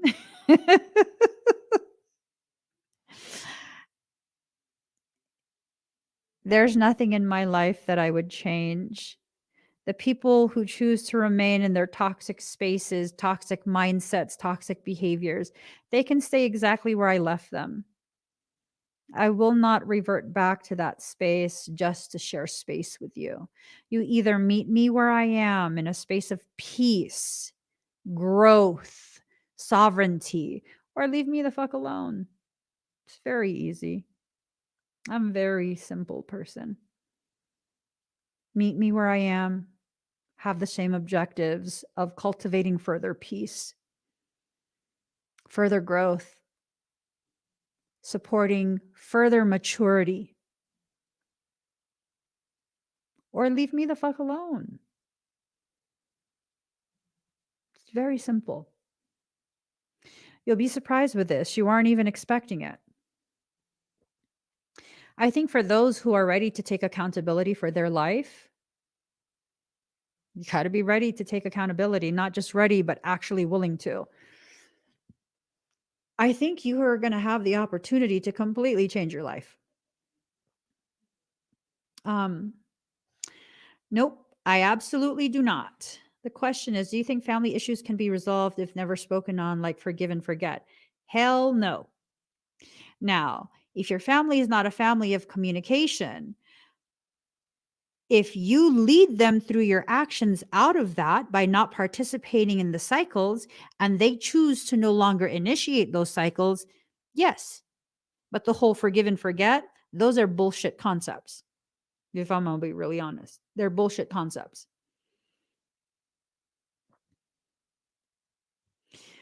So for my family, we've made tremendous progress with the whole toxicity, toxic cycles, toxic behaviors. 2 out of my 3 brothers have made tremendous progress with me. They're still doing the same shit with each other, but they all know, don't do that shit with me. I'm not going to participate in that. I'm just not. I left that a long time ago. I left that when I left California. And so they know, you're not doing that with me.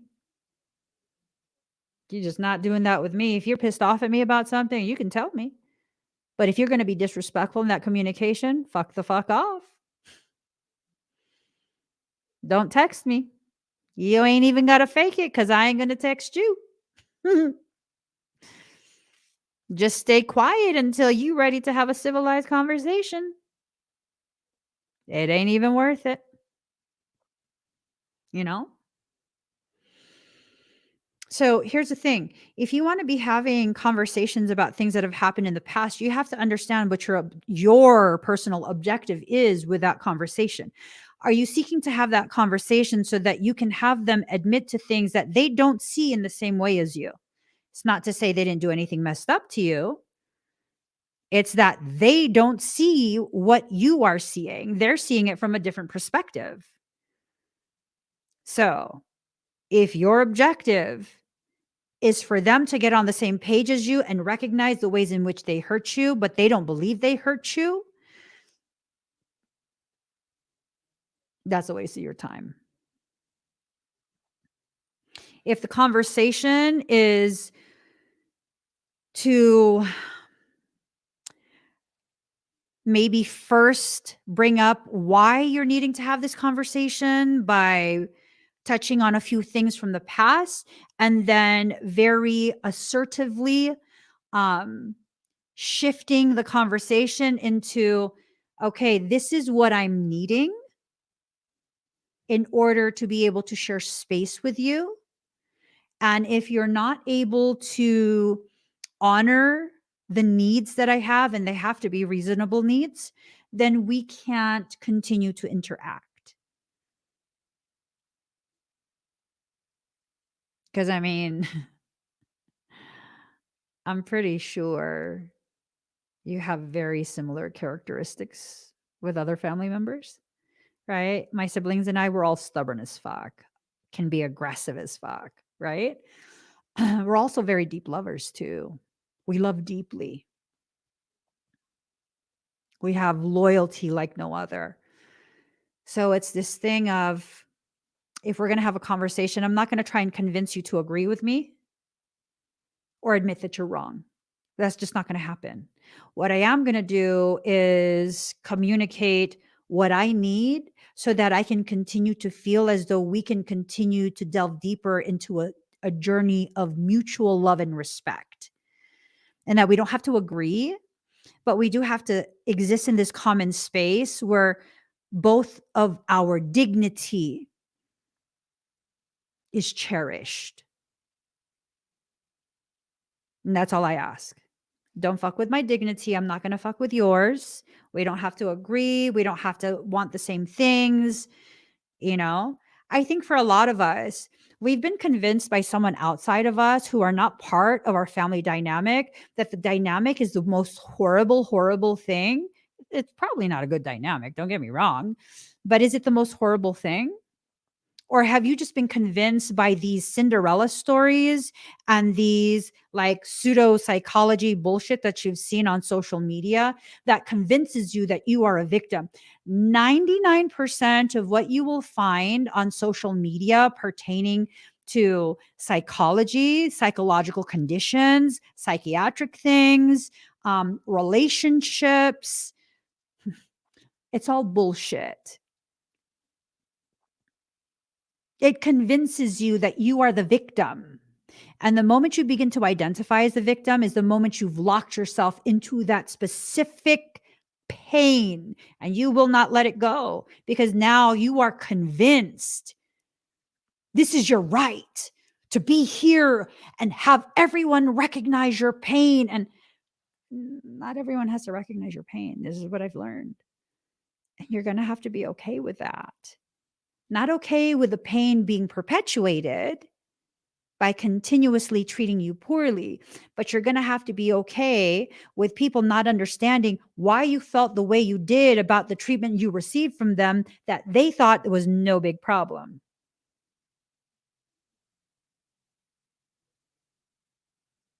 A lot of the stuff that you think is credible information is absolute bullshit.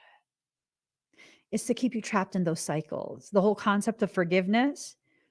In order for you to forgive someone, you have to first willingly choose to identify as their victim. Meaning, you are identifying as someone who lacks the sovereignty and power to prevent an interloper from violating your sacred space. And then, as if that wasn't bad enough, you then have to find it within yourself to be like, it's okay. I get it. You were hurting. That was your reason. It's okay. That's not fucking okay. Are you kidding me? That's not okay. So, how would I handle that? First, I don't believe in forgiveness. I don't think you should hold a grudge either. Just because I don't forgive someone doesn't mean I hold a grudge. It means I see you for exactly who and what you have shown me to be. When you show me you have the capacity to be nasty with me and disregard me, you've shown me the truth. I now believe that. And because that's what you've shown me, I now know where you belong, nowhere near me. And in that, I've learned I actually believe that I deserve more than that. Oh my gosh, that means, am I learning my value? Am I learning self respect? Yes, I am. Do I need to forgive them? No, because they were brought into my life because of their ability, capacity, and willingness to treat me in such a way that would initiate this for me. But I still have to believe the person they've shown me they are. That means I'm not going to be mad at you. I'm not going to hold a grudge, but you don't belong in my life. You're toxic. You are toxic to me. You might be a nice person to everyone else, but to me, you're toxic. You are poison. So I'm not going to continue to ingest your bullshit, nor will I allow you to immerse me in your toxic energy and intentions. I'm good. You go off, you be a good person with everyone else and leave me alone. Because clearly you can't help yourself when it comes to me. You can't help yourself and being nasty towards me. So, that's not okay, but it's going to be okay because I'm not going to give you access to me anymore. I don't have to hold a grudge. To this day, I'm sure quite a few people don't like me. I don't care. You still watch, don't you? Yes. So I know a lot of people don't like me. I still don't believe I have any enemies. I don't identify anyone as an enemy. I identify quite a few people as bitches.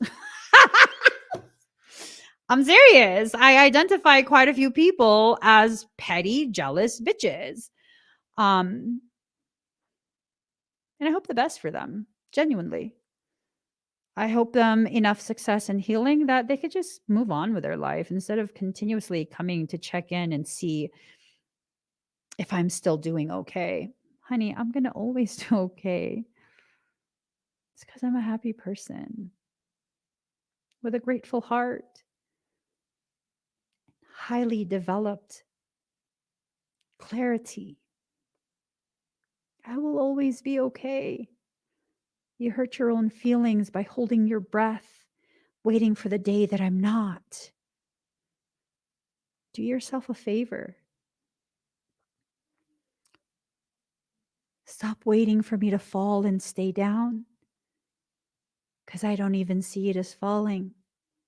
I see it as soul instructing me to do squats. I might look like I'm going to fall on my ass, but I promise you, before my little hiney touches the floor, I'm going to stand back up. And it's going to add to the strength that I'm building, the stamina that I'm acquiring. I choose to see no other option but to continue. Not because I have no other option, but because that's what I choose for myself. I choose to see this all the way through until everything I've been shown by soul comes to fruition and I complete, honor every single promise I made on a soul level. I'm busy as a human and as a soul. Failure is not on my itinerary. So if you're waiting for me to reach a destination of failure, oh, you're going to hurt your own feelings yet again. That has nothing to do with me. It has everything to do with you. Maybe you should change that. Because I promise you, I'm not going to change my mind on achieving everything I came into this life to achieve. There are far too many people who will be let down if I cater to your insecurity.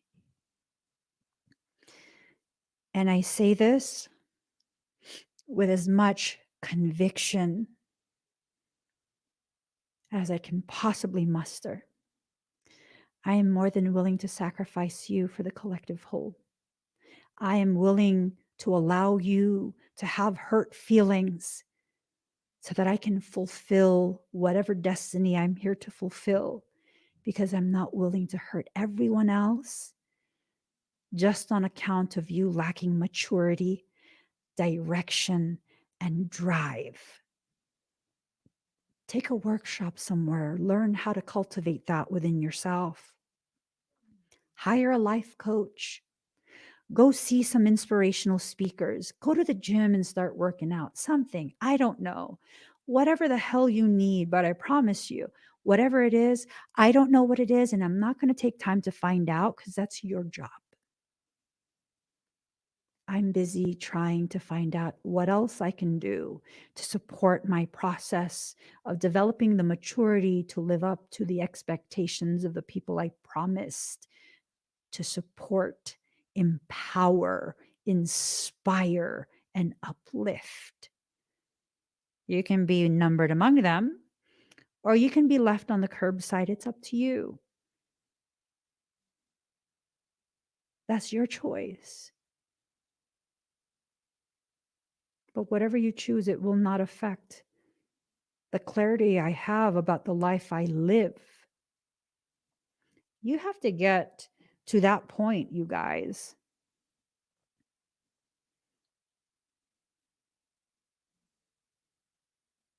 You have to get to that point.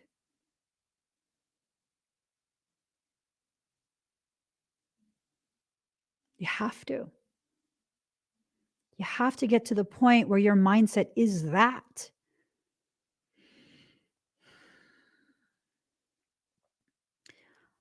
Love that has a foundation is a love that's limited by human perception. To say that respect is a foundation of love is to limit what love actually is.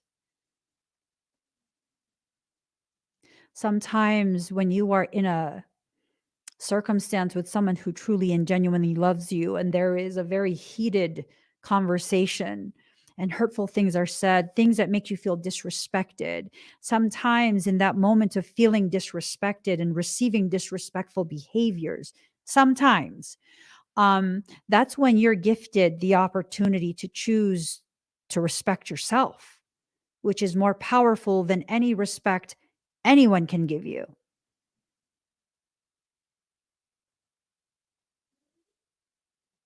So, is respect the foundation of love?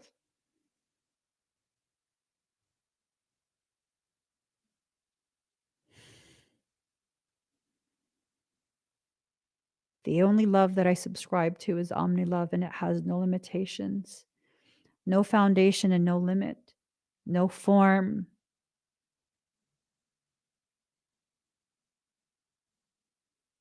None. That's why I tell you guys a lot of the things that you find online,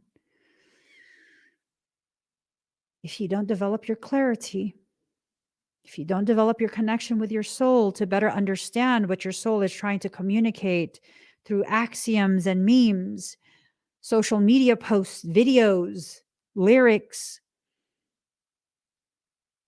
you're going to assume the definitions that other people set for you because someone had a viral video and now that's the definition. It's not. The definition is what you make it out to be. You'll be surprised with this. You aren't even expecting it. A type of growth and healing that you never thought you were capable of. A type of growth and healing and a type of falling deeper in love with yourself. Not because you're healing, but because you're accepting yourself as you are, where you are. And in that is true healing. I used to think that once I get to this point and that point and whatever milestone and whatever behavioral checklist, symptoms and whatever, then I'll know I'll know I've healed.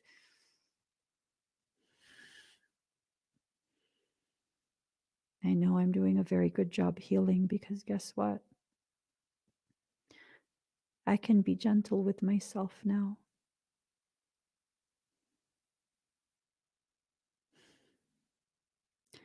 I no longer have to argue between the mind and the heart. I can simply receive the messages of both and use my discernment to determine which is more appropriate for me at any given moment. Because I can now look at my history as a human being within this lifetime and have no shame about any component, nor rage. I simply remember the things I've lived through, the things that have been done to me, done for me, and be able to see how it led to the next part and the next part and the next part, and to just have a genuine gratitude for all of it. I'm not thankful that someone hurt me. I'm thankful that I had the opportunity to learn from an event where someone intended to hurt me. I'm thankful for their part in that process. And I'm thankful I have enough clarity and courage now to know that my gratitude for your part in my journey does not guarantee you a seat at my table. That must be earned. It must be earned. And if you don't know how to earn it, or you don't have the capacity, thank you for your part in my journey, and I wish you well. These are exclusive seats, and I will not negotiate on that.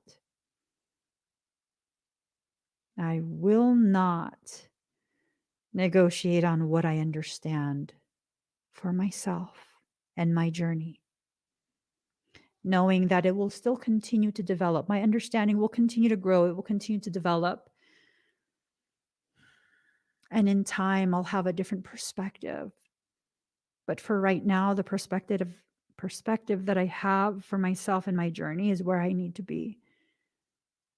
I will grow, though, continuously. And I will further develop my maturity. And as I leave this place, it is to reach an even more finely nuanced development of my understanding of myself and my purpose, so that I can better live it. Not for others, but because this is what is supposed to be. Life is beautiful. It's challenging, but beautiful. If you allow yourself, the unfoldment will not be as painful, as difficult, as struggle-filled as it's been. But you have to allow. You have to get out of your own way, and you have to let go.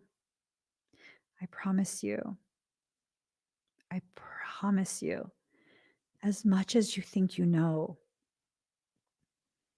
your soul knows so much more. I learn this at least once a year, usually more than that. Realistically, I learn this at least once a quarter, sometimes 2 or 3 times a quarter. And now I'm kind of just like, okay, soul, show me what I need to learn this time. It is what it is. It is what it is. And it's okay. It serves you in the end. So even if you aren't expecting it, even if you'll be surprised, even if the surprise is not something you necessarily want, roll with it a little bit. Roll with it. Soul will show you exactly how it will grow you and why you need to allow the process to occur. I gotta go, guys. I was on far longer than what I was planning. I was planning an hour. Yikes. Okay. Please give this video a thumbs up. If you haven't already subscribed, please do subscribe. Turn on that notification bell. Join me when I'm live. If you don't know already, I'm going to be live on Friday for the 555 Power Portal. That's May 5th at 5 p.m. Pacific Standard Time on Friday. If you would like to purchase an expedited request, go to meevolving.com/shop/555FC. And you'll be able to see all the different expedites, all the different options for the fire ceremony. It's going to be intense because not only is it a portal day, it's also a lunar eclipse in Scorpio. Ooh, let me get out my stick. Let me rub out the 11 lines, break down the fascia, smooth out my forehead. Woo. You don't want to miss this. I'll see you guys again very, very soon. I love you guys. Please give this video a thumbs up if you haven't already subscribed. Please do subscribe, turn on that notification bell, join me when I'm live. I'll see you again very soon. Bye, everyone.